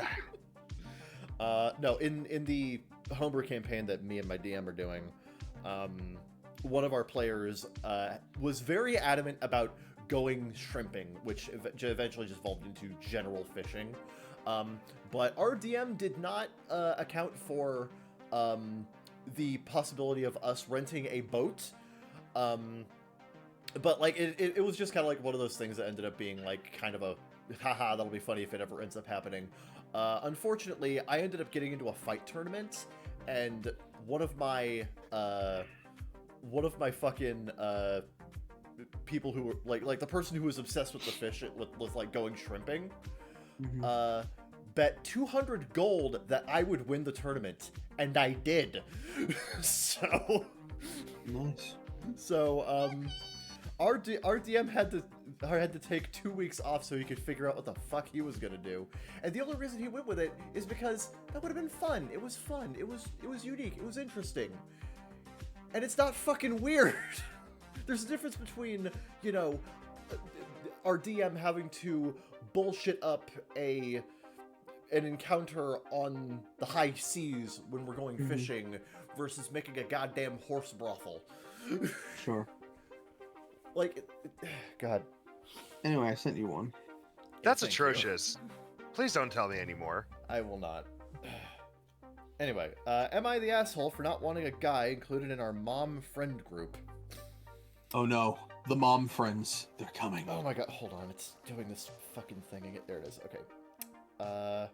I-35...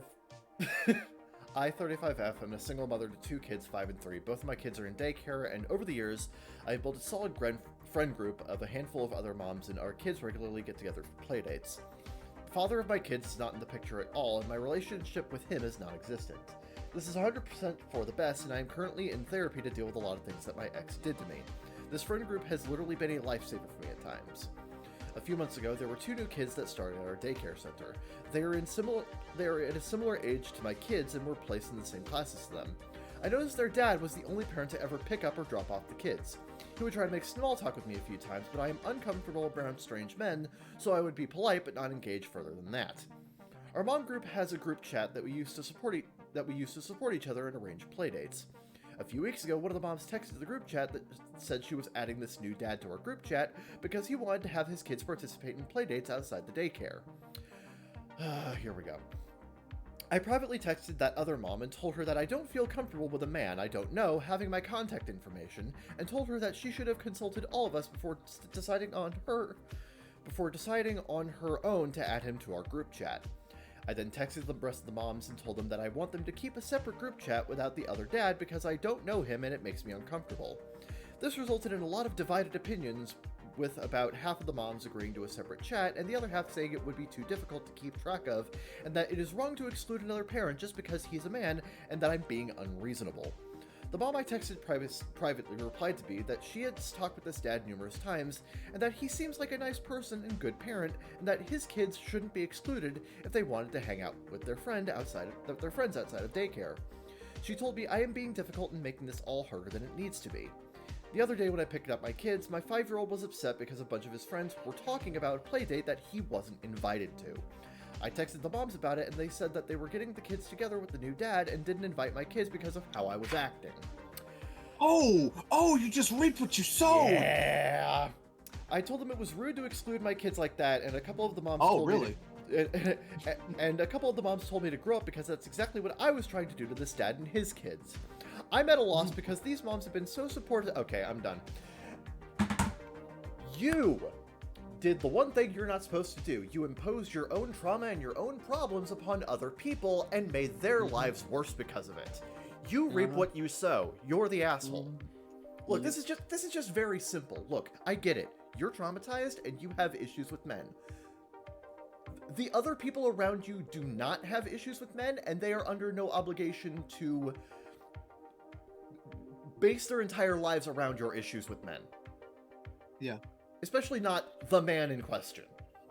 Yeah. It is unreasonable and also a complete dick move to exclude not only the dad, but his kids from socialization with other parents and other children. Because another man did his thing. Yeah. To you. This is not something that involves him at all, and you are dragging him into your bullshit. You are dragging all the other parents into your bullshit too. That is a horrible, horrible move, and you should not be doing that. You're the asshole. Yeah. Yeah, I mean, do we really need a discourse on that one? That one was so cut and dry. That's so obvious. Yeah. It's so obvious. But so vile. Deliciously vile. Yeah. That's just... God, don't impose your traumas on other people. Please. Yeah. Sincerely, someone who has been traumatized. Anyway. Sincerely. 3 white guys on an anime podcast. Yup. Right. Sarah, can you read? I'm actually working on art, but I will comment. Okay. Right, we talked about this before. I have to kind of double dip here today. Yeah, sure. Fair. Am I the asshole for not making my daughter apologize to the woman who spoke to her like a baby? I have a daughter, Katie, who is 6 years old. That's not how you format that. She is a very smart and straightforward little girl. People are often surprised over what comes out of her mouth. We do talk about filtering, but as she's 6, she's not always the best at it. I admit I didn't use a lot of baby talk when she was younger, and do speak to her like as I would an adult. Katie has a babysitter, Lauren, who watches her some afternoons if I'm not off by the time Katie's done with school. One night I had to work late. Lauren's mom, Julie, stepped by at one point to drop something off. Now, I wasn't there, but by Lauren's own admission, her mom can be a lot. The following is a recount from Lauren, and Katie has confirmed it when I discussed it with her privately. Julie began gushing about how cute Katie is and began baby talking to her, using cutesy words, pronouncing things with W's, etc. Oh, Lauren was cooking dinner engaged for... in uwu. Uwumo, deployed. Lauren was cooking dinner for herself and Katie. Julie turned to Katie and asked, "Are you ready for your nummies?" Katie got a weird look on her face and asked, why are you talking to me like that? Are you stupid or something?" I like this kid. Julie got offended and Lauren told Katie to apologize. Katie said no and Lauren to stop talking like a baby. Julie left not long after. When Lauren relayed the story, I said maybe Katie shouldn't have been so candid, but Julie shouldn't have talked to her like an infant. Lauren said that she just wants Katie to apologize to her mom. I said Julie should apologize to Katie for treating her like a baby. I did talk to Katie about being more polite. She seemed to be receptive. When I told my mother about the whole situation, why is everybody telling their moms about it? Mom, I'm 35 years old and can't make decisions for myself. Some bullshit happened. I'm thinking about posting it to reddit.com. When I told my mom about the whole situation, she was appalled. She said Julie was probably just trying to be nice and didn't realize how mature Katie is. She said Katie should absolutely apologize. Am I the asshole? No. No, not No. Talk... but top comment does have an interesting perspective. Okay, let me hear. They say from Jaded Dragonfly, I am a teacher. I mostly teach 6 or 7-year-olds. Nobody speaks to them like they're babies, not their parents or siblings or family members that visit the school. By the way, I'm in Australia, so baby talk isn't as common here as it is in the US when I was over there. Yeah. I do think it's really weird that Julie saw a 6-year-old and thought, I better speak to this child like they're a literal toddler, but I also think it's important that Kitty learns the impact of her words on other people. Are you stupid is not the right way to retaliate, but she is young and learning. I do believe she should apologize for calling Julie stupid, and that Julie should apologize to talking for Katie like she's a baby. Everyone sucks here. I'm inclined to agree. Actually, fair enough. Yeah. I guess that is kind of a lesson that should be learned. It is, yeah. But also, Katie was badass for saying it, and I approve. So I mean, I don't know. Is she stupid? Are you stupid? Katie literally pulled the "is she stupid" card, so that's actually pretty funny. And I feel like subjectively she kind of earned that. So I don't know. I guess I can go. I'm either here or there. Apologize or don't. I don't know. Give a shit. I'll lean on ESH for safety. Yeah, for safety. What do you think they're gonna come after you? You don't know that. Parents are weird. I guess so. For safety. There's safety. You fucking weenus. I'm an elbow?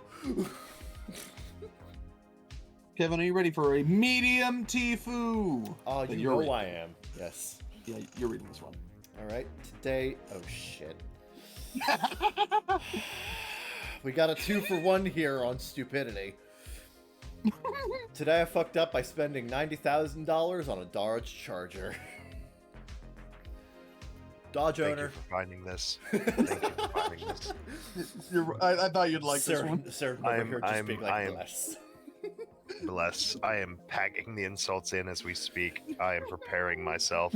Or maybe today I fucked up by being a dumb 24-year-old. This is a classic tale of more money than sense featuring yours truly. Well, yeah, you bought a Dodge Charger anyway. Last year, at the ripe age of 24 and suddenly flush with cash thanks to a lucky win on stake, I thought it'd be a genius move to buy a Dodge Charger Hellcat. Not just any Charger, though. I paid a whopping $90,000 for it, way above the sticker price, right when the car market was at its 2022 peak thanks to the COVID pricing bubble. Talk about timing, right? It was great for about 2 weeks. Then I realized that... yeah, that's normally what happens, yeah. Then I realized that this thing was eating me alive. The insurance, $800 a month. Gas, $600 plus $20 every time I floored it. That was more than my rent. Cut to last month, I'm driving home from work, taking a quarter too fast, and boom, I managed to total this beast. Went to my insurance, and they're only willing to cough up $55,000 for it, thanks to the muscle car market taking a nosedive. Yup. Bought into that shit too late. There I was, thinking I had made a smart quote-unquote investment, only to end up with $35,000 negative facepalm moment. Everyone had warned me. The market's inflated, they said. You're paying way too much, they warned. Did I listen? Nope, I was too caught up in the dream of roaring down the streets in that V8 supercharged monster. The crash itself was like a slap back to reality. Oh, there goes gravity. Also your car. Beyond just the twisted metal and lost dreams, it hit me how massive of a financial blunder I had made. That $35,000 gap wasn't just about the money. It was a lesson in humility and the value of financial wisdom, or my lack of it. This fuck-up wasn't just about about wrecking a car. It was about wrecking my financial stability over a moment of impulsive pride. If there was any silver lining here, it's that the hard-earned wisdom that had come from learning the hard way. To anyone reading this, let my mistake be your lesson. In the world of big purchases, especially in a volatile market, don't let your impulses take the wheel. Just breathe and relax. And for the love of all that's financially sane, if you ever find yourself suddenly rich and eyeing a high-performance car, maybe just don't? Or at least think twice. Do your research, and for goodness sake, wait out the market frenzy. This guy is classic fucking, like, this guy should be a German fairy tale we tell to children. This is some fucking Brothers Grimm shit. Mm-hmm. TLDR, came into money, ignored all advice, overpaid for a Hellcat Charger, crashed it, and insurance valuations showed me just how big of a financial hole I dug myself into. Lesson painfully learned. Oh, I love the comments. He said gap insurance is a must on expensive cars. You live and learn. He's like, to make matters worse, I was offered that for some crazy low price, and I declined it because I thought I knew better. Holy oh, dude, you made every fucking wrong decision you possibly could have made here. You ignored every single piece of sound financial advice you were given by everybody around you, and you fucking skimped on a good deal for insurance? Honestly, I'm starting to think you deserved it. I think honestly, like I was gonna say, I have gap insurance on my car, and my car is not even what you would traditionally consider a performance vehicle. I don't even know what that is. Is that for when you crash into the gap? So no. So what gap insurance is? Let's say you're not done paying off the car. Sure. Right. So you pay an extra amount with the dealership during every one of your standard fare like payments. That extra amount goes towards what's called gap insurance. Let's say you total your car the second you get it off the lot. If you don't have gap insurance, you still have to pay for the fucking car. Oh. If you sign up for and pay for gap insurance, you pay a certain amount, and the rest of the car's cost is forgiven. Mm. So like they might say you pay off 2% of what the car's worth as your deductible. I see. And then the rest of the car's cost is forgiven. You don't have to pay for the rest of that car while you're paying for your new car because you need a car. Right. Yeah. So that's why it's always important, if you're going to drive literally anything fresh off the lot that's going to have a long payment cycle. Yeah. Or if fresh off the lot or certified used, in my case, always pay for gap insurance. You could get cited by someone right off the lot, and if that happens and you don't have gap insurance, they're going to say, cool, you still owe us $22,500. No, yeah, gap insurance will save your ass. Yes, gap insurance will save your ass if you lose the car before it's fully paid off. And considering, a lot can happen between then and 6 years when you're done paying it off. Get your fucking gap insurance. Oh yeah, and this dude is like a textbook example of why you should. Yeah. No, this guy's a textbook example as to why meatheads should not be allowed to buy 600 fucking horsepower. Period. I like how this guy is well off enough that being $35,000 in debt is just a medium Tifu to him. That's also true. This would ruin anybody else's life. Like, come on, dude. Yeah. I mean, at the very least, he recognized that it's a fuck up, but like this... Dude, how cushy is your life to where this is only a medium Tifu? Like, come on. The fact that you get to live and learn is a privilege. That's also true. Yeah. Anyway. The more I think about this guy, the less and less I like him. You just wish you could be him. I mean, kinda, but before this. Yeah, but yeah, before the Dodge Charger. Yeah, back when he had money and not a Dodge Charger. Well, he doesn't have a Dodge Charger anymore either, so, you know. But now he has less money. Exactly. Oh, the whims of fate. Oh. Am I the asshole for not correcting a girl I tutor about identical twins? Interesting. Interesting. Let's see where this I 18F work as a tutor part-time during my gap year. There's the gap again. The gap is everywhere. Oh god. Gap. The gap is coming for us all. One day we'll all have affordable jeans. God, I'm sorry, I'm just reminded of the fucking Shafrill's bit in his video about Shark Tale where he's like, they have a clothing brand called Gup. Gup. Do you get it? Yep. Gup. No, I get it. I 18F work as a tutor part-time during my gap year. One gig I have where I tutor a pair of 15-year-old cousins, Alice and Greg, on sciences for their upcoming GCSE exams in the summer. Now, if I know anything about the GCSE, I know that we got a British alert on our hands. British alert! British alert! British alert! I'm gonna be honest. I don't enjoy tutoring Alice and Greg. They insist upon themselves. Please tell me that's actually what they said. No, I made that up. God damn it. I don't enjoy tutoring Alice and Greg. The tutoring takes place at Greg's house. Greg's mum and Alice's mum, looking more British by the second, are sisters, but it's incredibly disorganized. Alice's parents will demand to get a full play-by-play from me about how the sessions go, even though they could just ask Greg's parents and save me the hassle. Payments have been an issue in the past because the sisters can't agree on how to pay amongst themselves. Alice is quite spoiled and difficult to deal with, so basically, I'm only really sticking with the job until they're done with their exams because I feel bad for Greg, who is a genuinely nice kid. Yesterday, I was doing a bit of biology with them, and we started talking about meiosis and genetic inheritance. Greg wanted to clarify something he didn't understand at school with me, and it was about how twins have exactly the same genes. We went through it. He understood it. I made a point to stress that if their genes were the same, their characteristics like hair color and eye color should be the same too, bar dyes or contacts. Alice mentioned that her dad had two friends who were identical twins, but one was blonde and one had brown hair. I told her that one or both of them may have dyed their hair. She disagreed because they were men, and quote, men don't dye their hair. Girl, this is current year? You saying that shit in current year? Kids are not alright. We went back and forth for a bit, and she started getting really angry and started calling me dumb and said that I was wrong. That's a thing to tell your tutor. I don't get paid enough. Wrong, and I hate you. I don't get paid enough for this for behavioral management, so I said, fine. Nature's weird. Maybe they do naturally have different hair colors, but maybe they're an exception, and I continued the session. When I left, I got a call from Alice's mother about how I was misinforming her daughter. She refuses to accept that her... You wrote accept, not accept. Wow, you're British and illiterate? I hope you're not teaching grammar and language.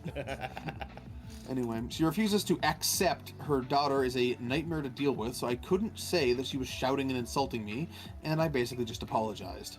She keeps badgering on about how it was wrong and unprofessional in me, and has been demanding I refresh my GCSE biology knowledge and show her proof of my notes before the next session or she'll cancel it. You know, I don't desperately need the money, but I'm wondering if I was actually the asshole for not making it clear to Alice that she was wrong. No, she wouldn't. No, Alice wouldn't let herself be wrong. That's not your problem. Yeah, like that's not your problem. Mm-hmm. Like, it is your job as a teacher to inform your students on, you know, a variety of subjects and facts, and if the student wants to be fucking stubborn and not accept something that you've told them, then like it's not your fucking job. Yeah. It's like, you've done what you're supposed to do. If they want to fucking take it or leave it, that's up to them. Mm-hmm. And their parents. But no, she had preemptively decided that she would not be wrong, and you can't do anything about that. Yeah, super not the asshole here. Untutorable. Yep. Some She don't need a tutor. She need the dog whisperer. Some kids be like that. She's gonna make an excellent political advocate soon. She's gonna make an excellent future ITA post about some other incident. And she's going to be the asshole. I can't wait to hear from her multiple sexual partners in the future about her bullshit. You know, because we're locked in. Her. Yeah, we're locked in for all time. So this podcast is for life. Don't forget you're here forever. Go. We're gonna watch these kids grow into the asshole-ish adults.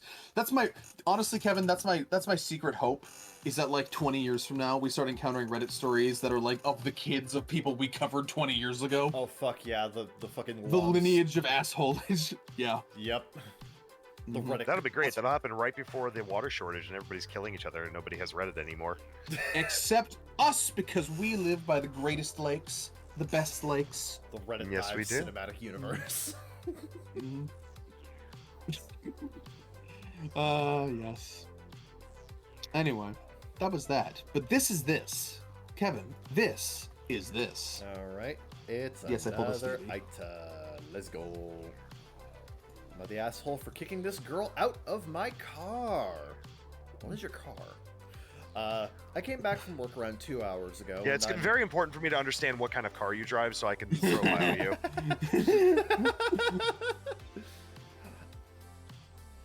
I came back from work around 2 hours ago, and I'm still baffled about how this shit all played out. I've got a few people at work that I'm cool with, and we all hang out in our free time and just do some shit. There are around 5 people that I'm cool with at work, and I'm the only one out of the 5 that actively drives to and from work. I live close to one of my colleagues, Omar, so if if he finishes work at the same time as me, I'll drop him home. There's this one girl that works in my place, Sam. I don't know her, and I've never spoken to her till tonight. She's friends with Omar, and he was working overtime, so he asked me if I can take her home as she was going in my direction. I had no issue with that. In theory. I added that. She walked extremely slow to the car while being on the phone, which to me, that just took the piss, because I'm tired and want to go home. By the way, when I say slow, I mean like she wasn't even walking at moments. Oh, it was one of those things where she's like, she's on her phone, stops for a minute. Oh yeah, girl, yeah, about this, yeah. Like one of those fucking people. Yeah. She opens the door and sits inside, and now I'm proceeding to drive. I didn't want the car to feel heavy for either one of us because it was a 20-minute drive.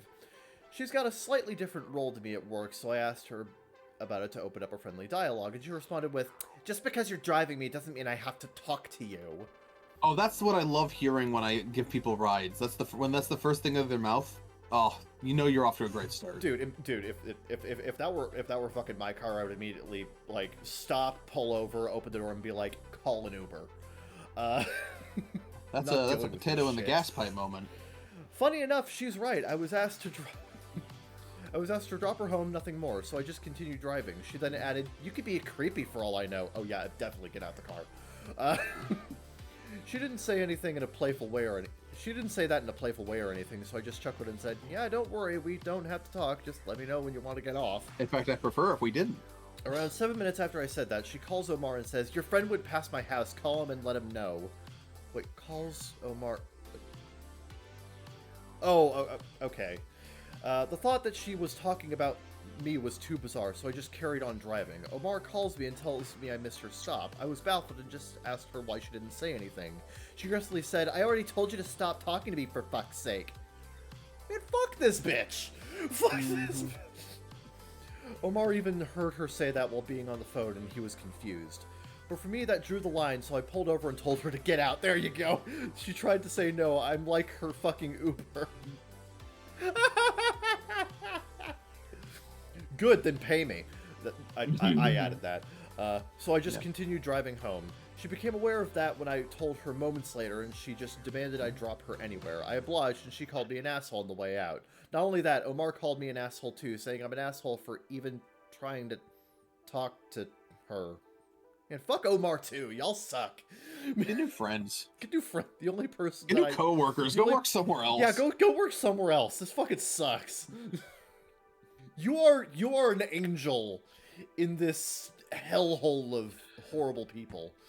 What makes this worse is that you just know that they tell stories about this. They're going to tell stories about this guy for years about what an asshole he was when he was right all along. Yeah. It's like, oh yeah, he was being super creepy and trying to talk to me when I wasn't.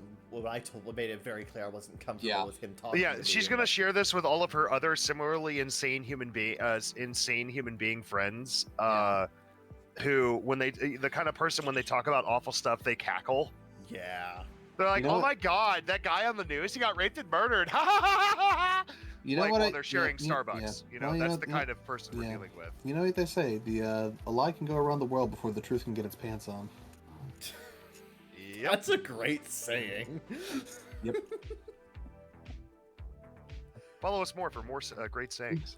Yeah, I don't know who I stole that from, but it's a saying. It's a very good proverb. I like it. Anyway, Shit, no, not Proverbs. the asshole. Religious alert! Dude, this is one of the most not the asshole things I've No, ever you can seen. have. No, I want to clarify something. You can have secular proverbs. That's a whole thing. In fact, that should be a subreddit by itself. Our secular proverbs. We call that philosophy, sir.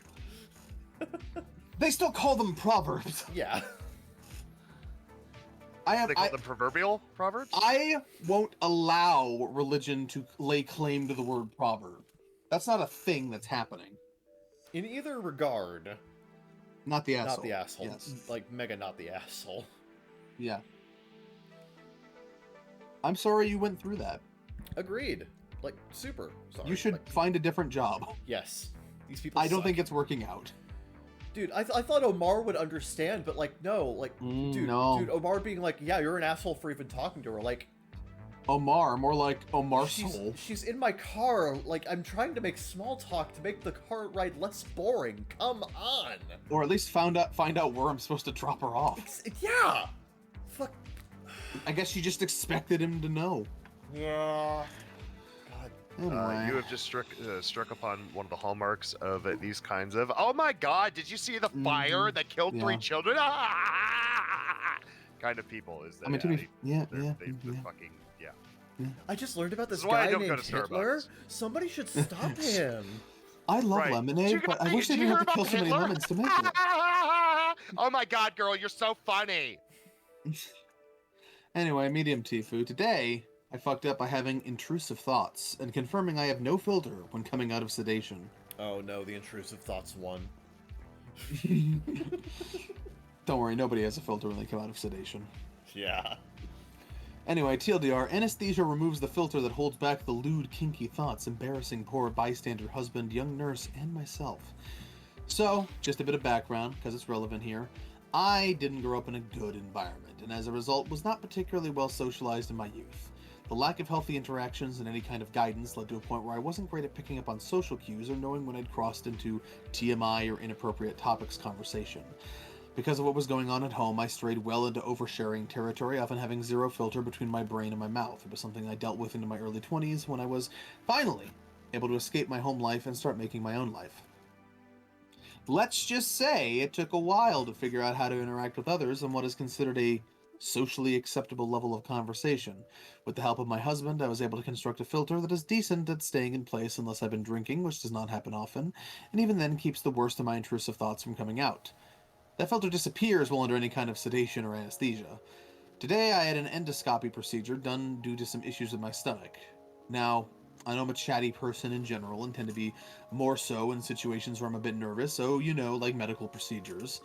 I've been under anesthesia before and told I talk afterwards.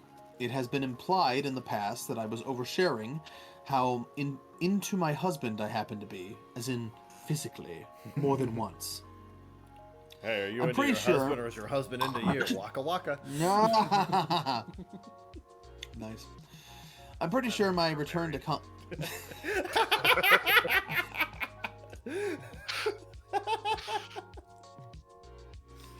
Pretty sure my return to consciousness talk drifts well into TMI territory and has left me with a pretty constant state of worry every time I've had to go under because I'm paranoid about what is likely to come out in my fugue state. So much so that I apologize in advance to everyone who will have to deal with me for whatever may come while my brain is filterless. Back to the endoscopy. Got a nickel for every time I had to say that. If you've never had it done, they position you on a table and then proceed to put a mouthpiece of the hole in the center and then straps behind your head into your mouth. Well, the nurse is doing this to me while the... Oh, just Cube. Put a mouthpiece in the hole. The nurse is doing this to me while the anesthesia is being pushed into my IV, and my brain decides that an intrusive thought involving how certain kinds of kinksters would enjoy this in a different setting is a great thing to do. Yeah, you know those kinksters always love getting anesthesia injected into their veins. God. Yeah, I found the thought funny, and yes, I did briefly imagine how it would all work. No, I did not think that last thought would be put on pause until the play button was pushed in the I'm coming out of anesthesia, but have no conscious control over what I'm saying. According to my husband, I was not only trying to get the staff to give me a mouthpiece, but asking if it came in a larger size. Then pretty much letting the staff know in no uncertain terms that there is a large group of people out there interested in mouth gags. Me included, apparently. The young nurse is turning red, my husband's face turning pink. The older nurse is smirking and giving my husband a look while my poor husband is desperately trying to get me to change the subject. I have zero memory of any of this. Y'all, with 2 A's, that's not how you y'all, but okay. The secondhand embarrassment I feel about all this. I live in the South. I can't go back there now. That thought was never supposed to see the light of day, let alone became the unfortunate topic of conversation for anyone who happened to be in earshot. It wasn't a private room with just curtains and who knows who occupying them. I'm choosing to take solace in the knowledge that those sweet ladies will have seen a bunch of other people and will hopefully forget about the middle-aged woman who has no filter and lewd, intrusive thoughts. I could go on about how this is another one of those, like, medium tifus that's only, like, put down as a medium tifu because they felt embarrassed, but honestly, this is just reminding me of one of my favorite tweets, which is, "Girl, rearrange my guts, daddy. Surgeon, why isn't she under anesthesia? Anesthesiologist, she's under so much anesthesia." Like, anyway, this is top just comment. the absolute epitome of that. Yeah. Top comment, if it makes you feel better, there are long threads about what the funniest thing someone did or said coming out of sedation. It's understood folks say crazy things waking up. They'll laugh about it for sure. That's the medical staff. Just for the medical staff, that's another work day. Yup. Some might even consider it a perk. Oh, dude, like, that is so absolutely some shit that you tell your coworkers around the water cooler. Like, that is hilarious. Look, dude, those nurses are working like 12-hour shifts or whatever. Fucking, they need all the entertainment They can will get. take any entertainment that they can get at that point. Yeah. So don't worry about it. Honestly, if anything, the nurses probably look forward to the anesthesia. That's my favorite part. It's funny hearing what they say afterwards. Kevin, are you ready to read a cockblock story? Oh god, let's go. These can be very, very funny. Today I fucked up NSFW by ruining my friend's chance to lose his virginity. Large Tifu. L for large. L for losing your virginity. Not. This happened last night. I, 21M, was at a massive college frat party at our campus's largest frat house. Rumsfeld! I went with my friend Mike, 21M, who is a virgin. He was determined to lose that title at the party, specifically with this girl he had his sights set on, Jennifer, 20F. We got to the party at around 8 p.m. and most of the guests were already there. They had all the standard activities set up, beer pong, drinking games, and the like. Naturally, we all gradually got drunk. I don't like that sentence. Beer pong is in fact a drinking game. It is yeah. in the category. You just said the same thing twice. Yeah. By maybe 10 p.m., most of the party guests were either laid out hammered somewhere in the house, or they were occupying the bathrooms and using them for more intimate purposes. Mike had been chatting with Jennifer the whole night, and I knew it was going really well. After both of them had a few drinks of them, they proceeded to find one of these bathrooms to get down to business in. I was so excited for him. It even seemed like Jennifer was the one coming onto Mike and making most of the moves, which was awesome to see. Now, nobody was allowed to have sex in any room except the bathrooms. Naturally, all of the restrooms were taken, except one. They pounced on the opportunity and went inside. Here's where I fucked up bad. Out of nowhere, I was hit with this ridiculous urge to go number 2. No! I have to shit. Is there a shitter available? I cannot emphasize enough how out of left field this urge was. No indication, no slow build up to the crisis, nothing, just straight to the climax. It does happen. I checked all the other bathrooms. Man, watching my friend lose his virginity really gives me the shits. I checked all the other bathrooms and they were all still occupied. This left me with 2 choices. 1, try to hold it in and inevitably fail to do so, resulting in a grotesque embarrassment. A grotesque, embarrassing, and very public scene. 2, knock on Mike's restroom, apologize profusely, explain my situation to them, and hope they'd leave me to do my business and resume their activity after I finished. Whether I made the right decision as a friend, I'll let you decide, but I went with the lesser of the evils, which in my mind was option 2. Holding the storm back as strong as possible, I went up to the room and knocked on the door. After Mike and Jenny ignored the knock, I yelled, "Mike, it's John, it's an emergency." He opened the door very slightly and poked his head through the door to talk to me. Dog, what the hell you'd possibly need at this specific moment, he whispered to me. I told him about my emergency and I explained that they could continue after I was done. Dude, Would they want to? Dude, you were dropping an emergency deuce. They're not going to want to continue in there. You know what turns me on? The smell of freshly dumped shit. Hashtag, that was sarcasm. Don't you fucking dare write that on my Twitter. Anyway. Rip it out of context. Mike was visibly frustrated, understandably, but he was... I am visibly frustrated! But he understood my condition. He closed the door again, presumably to get himself and Jennifer changed, as well as explained the reason for the hiccup to her. Oh, this next part's my favorite. You should have been there. Anyway, go ahead. One grueling minute later, and they left the room. I dashed in, closed the door, and unleashed an absolute monster of a bowel movement. Thankfully, the emergency was taken care of. Thank you for not Do we going have a sound effect for that? Thank you for... I'll add one.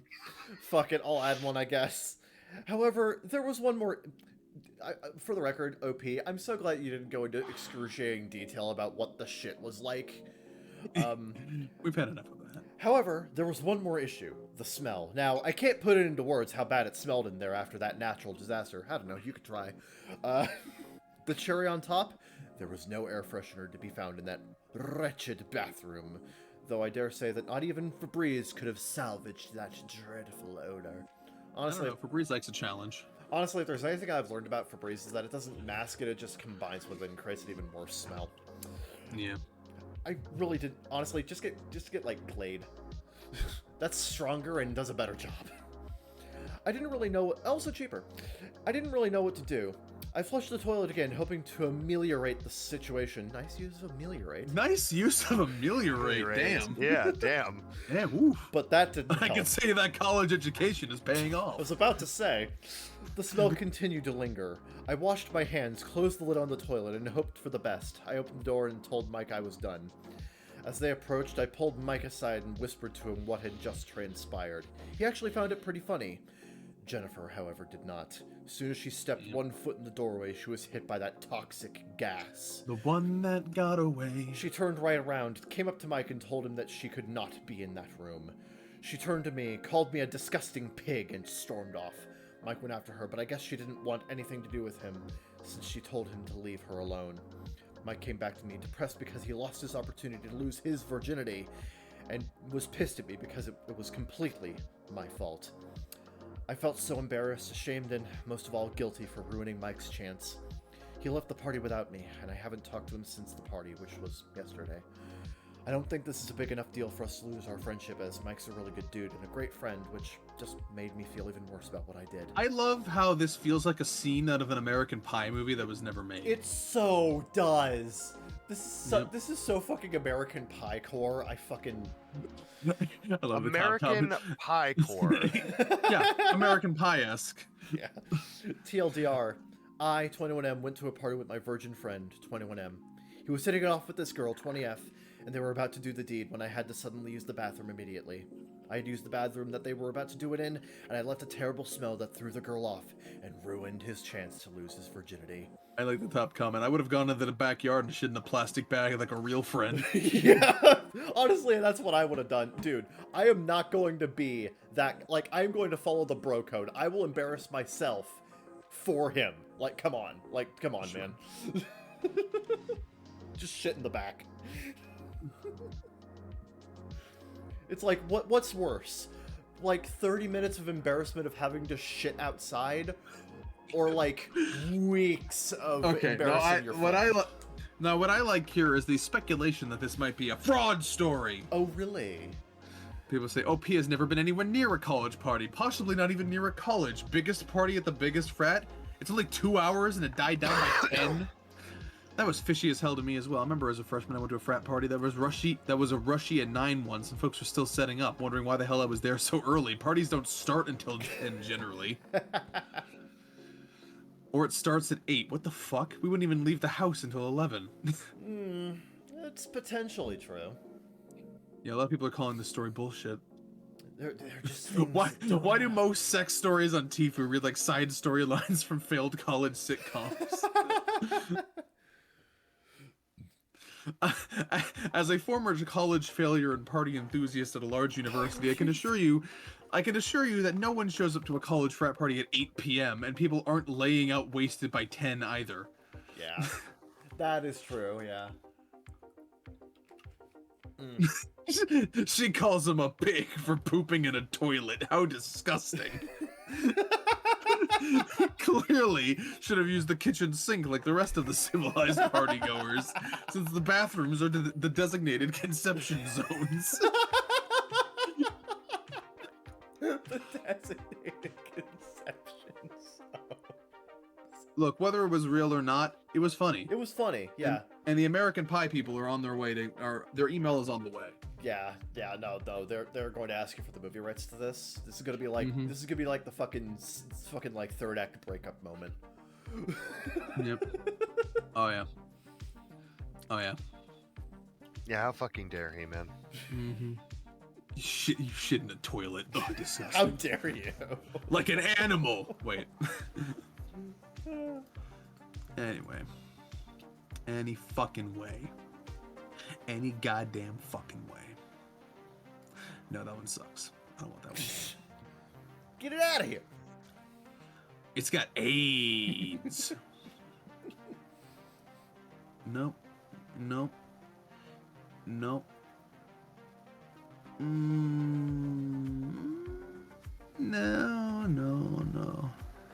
I clicked save on these, but they kind of suck. I don't want them. Oh man, that's the worst. Yeah, it might be time for the lightning round already. Yeah, let's go. Fuck, let's go to the lightning round. Jeez, It's I don't think we're topping this story anyway. That's true. Yeah. Like we had the atomic shits and the awkward sex stuff all wrapped in one, man. We're not beating that today. Yeah, we even got to make fun of Dodge owners. So I mean, what else do you want? I don't want anything else. I could literally just do this podcast and just make fun of vegans and Dodge owners all day, and I would be the happiest man alive. Yeah. Like fuck anime. What else do you want for your anime podcast? Come on now. It's time for the lightning round. This is where we go to our unpopular opinion and find some unpopular opinions that might be popular, might be not popular. We might agree, we might not. Let's find out now. Let's go.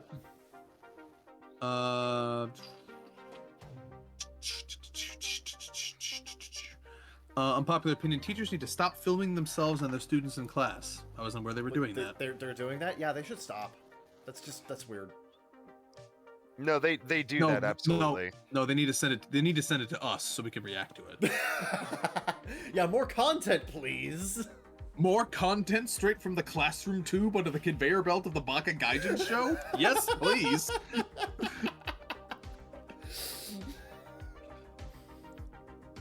Anyway, I disagree. They should keep filming it and send it to us. Yes, Anyway. yeah, that's the better use of their time. Unpopular opinion: some people should not be in relationships or be married. Correct. Yeah. This is unpopular? Depends on which subreddit you're on. Among Christians, maybe.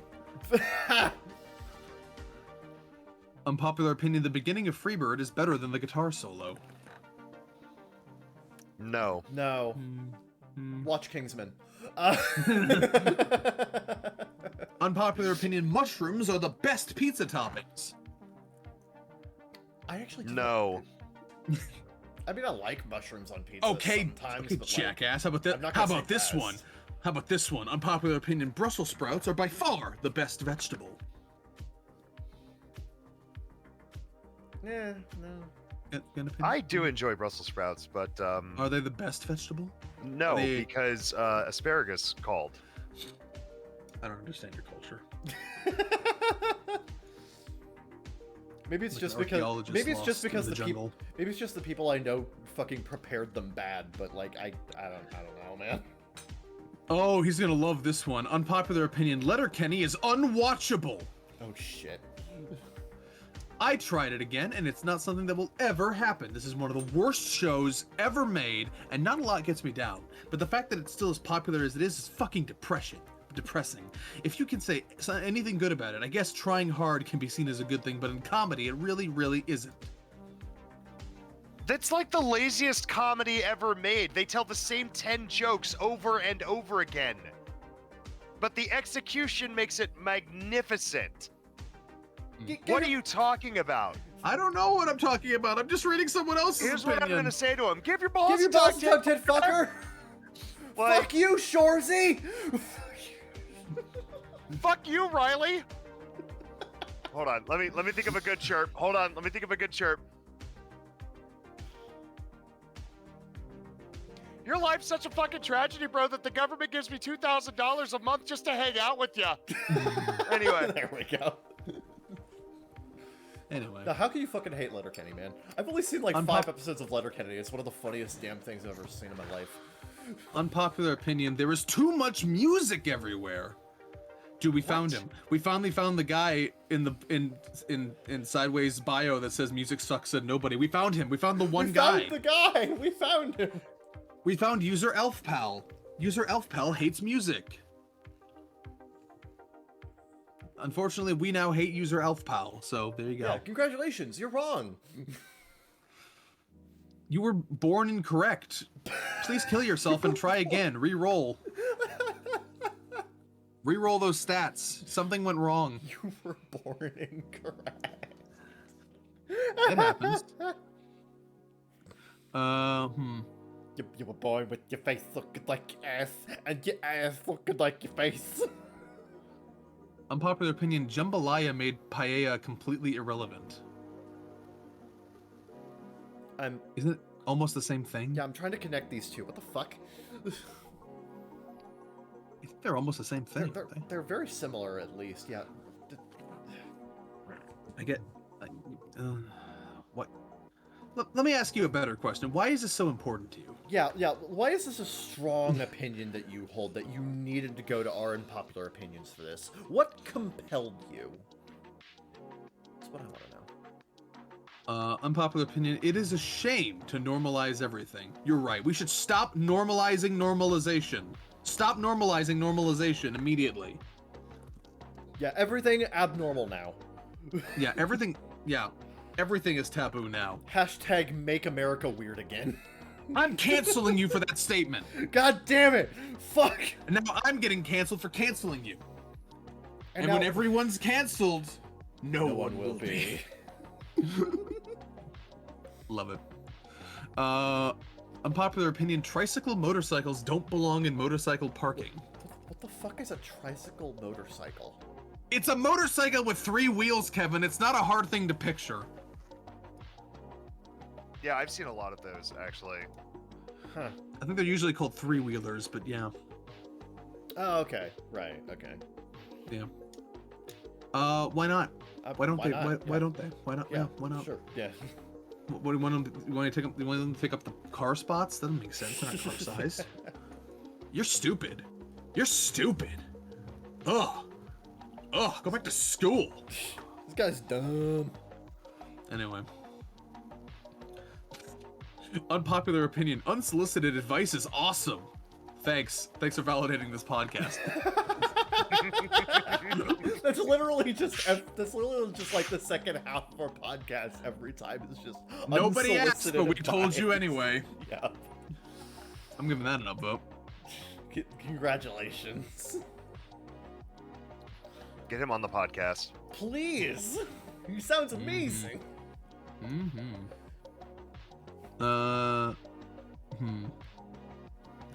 Unpopular opinion. Mrs. Smith should have dumped Mr. Smith. Which one? Which ones? I think A lot they're of Smiths talking out about Mr. and Mrs. Smith from the movie Mr. and Mrs. Smith. I've never seen it. What's it about? I don't know. I haven't It's seen about it. 2 spies who work for opposing agencies, and they don't know that, but they're married to each other. Oh, And eventually they Spy find Family. out, and they're given no, stop. And they're given hit orders on each other at some point, and so this couple has to go to war with each other. That sounds awesome. I'm gonna put Mr. and Mrs. Smith on the list. Yeah, the one with Brad Pitt is actually pretty good. Brad Pitt and Angelina Jolie. Yes, that was intentional. Yeah. It's like peak Brangelina.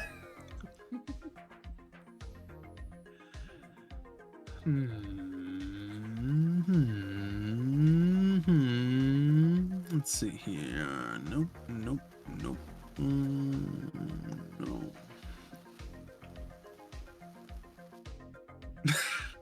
Unpopular opinion, Mondays are the best day of the working week. Wrote this a boss? Did your own boss write this? Did your boss? What the fuck? I've never met a person who said this unironically.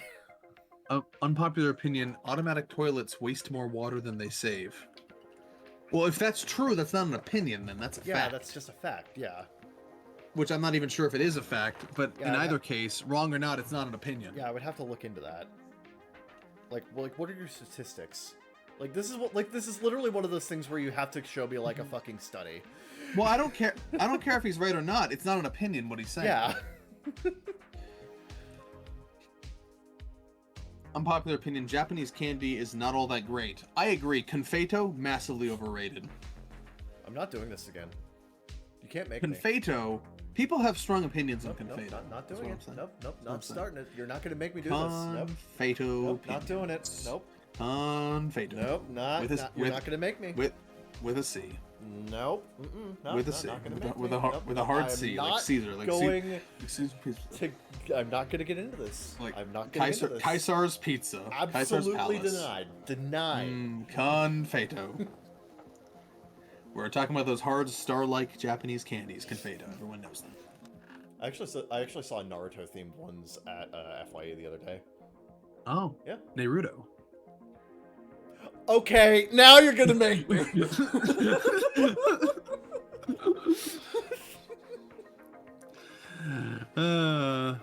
Egads. Unpopular opinion, faucets should be pedal controlled, not hand. I agree. It is weird that you wash your hands and then immediately touch something that was not washed. That's usually. That is weird. That's a good point. Yeah. No, I'm with them. The point. Sure. Yeah. Okay. Yeah, you touch it with your dirty hand to turn it on, wash it, and then touch it again with the clean. Yeah. Shit, OP's got a point. Mm-hmm. That's getting an upvote. You know what? I agree. And a pat on the back. Yep, there we go. Here we go. Unpopular opinion, eye for an eye leaves the whole world blind is dumb. Wow, an opinion about Babylonian law. Wow, it's like we abandoned that for some reason. Hey, you know that like 10,000-year-old Babylonian law? Yeah, dumb. Should not have happened. We should not adopt that. Oh, good thing we didn't. God. I think everyone agrees with that. Because we don't have it. Where did you learn to fly? Where did you learn to fly? Fly. Anyway. Christ. Unpopular opinion, Crocs are good shoe design. Yeah, I don't know why everyone hates Crocs, honestly. Because they're ugly. That's all. Yeah, but You're they're- ugly yeah, and we but don't hate you. But they're comfy. That's the point. That's the whole point of Crocs, is that they're comfy, not that they look Also, good. Do you I really just- want me to get in on shoes and why most shoes are just completely dysfunctional messes of No. bad design and bad functionality? No. What do you advocate for? Like moccasins? No, shoes with structure and support and rigidity and the ability to step on things without completely collapsing or handle adverse weather without completely collapsing. Or, I agree that Crocs are not good for any of those things, but I also don't think Crocs are worn for any of those things. I think they're worn for incredibly casual, mostly aesthetic reasons. Like going to garden shows and sipping wine. I don't know. I'm not a Croc wearer. And yet you defend them. Yet. I don't defend them. I just don't attack them. I am neutral. I'm Croc neutral. You are Croc neutral. Mm-hmm. Although I did design Sanae with Crocs though. Oh damn, I might be a pro Croc person. Oh, you did. That's Ooh. true. I did do that. Are you pro Ray Kroc? If I knew who that was, I might have an opinion. Jesus Christ. Freaking McDonald's. Oh God. Yeah. I'm putting the founder on the list. The founder of what? McDonald's. What is? I don't understand anything you guys are saying right now. God. I'm very confused. Ray Kroc is the founder of the McDonald's chain. Yeah. Oh, how's he doing? He's dead. He's dead. Oh, what? When did that happen? Like the 1980s, 90s. I think? Oh, well, how's his wife holding up? I think she's dead too. To shreds, you say? To shreds. Yeah, sorry, I don't know all the McDonald's lore. I'm too busy not doing that. Anyway, unpopular opinion. I've come to the realization that jollof rice, Nigerian, Ghanaian, and Sierra Leonean is far superior to Jamaican rice and peas. Sierra Leonean. It says Leonean. Then they spelled it incorrectly. Yeah, well, then it's their fault and Well, it not is mine. Reddit. Yeah, that is true. Literacy is Someone- optional. That's true. We had someone confuse accept for accept earlier, so I mean, Yeah. anything can happen. Unpopular opinion: the steroid era was the most exciting time in baseball. Everybody's on juice, but what a spectacle. Yeah, fuckers just splintering bats left and right. Let's go. He's got a point. Honestly, It was a more exciting time. That is one thing you do notice is that like, it's People stopped caring about baseball pretty soon after they stopped doing steroids. that's not Mm-hmm. Yeah. What funny thing I is. thought. Funny thing is, this isn't even the first time I've heard somebody say this.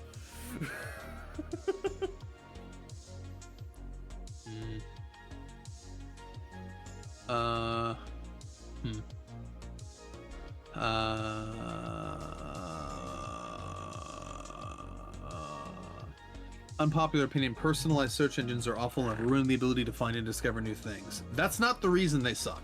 That's like 1/10 of the reason they suck now. Yeah, You are correct that search engines suck now. That's not the reason why. yeah, it's a bit more than that. It's a complicated amalgamation of various factors. But this is the lightning round, so we're not gonna get getting into it. No. Unpopular opinion: shampoo for your hair is a scam. Now shampoo for your tongue, that's legit. Shampoo for your hair, as opposed to what? That would be my follow-up question. Yeah. Like, what are you one of those fucking weird people that washes your hair with baking soda and vinegar? Like, Unpopular opinion: bowling is the worst way to hang out with friends. Not true. Have you tried waterboarding? Not a good time. Nobody leaves happy. hey man, I'm gonna go out and play some Russian roulette with the boys. See you soon, or not. It's a good joke. I'm stealing that. Damn you. Anyway. Unpopular opinion: retro video games should be valued higher. No. Culturally? I hope you mean Can we culturally and not not? monetarily. I was gonna say, like, as a mass culture.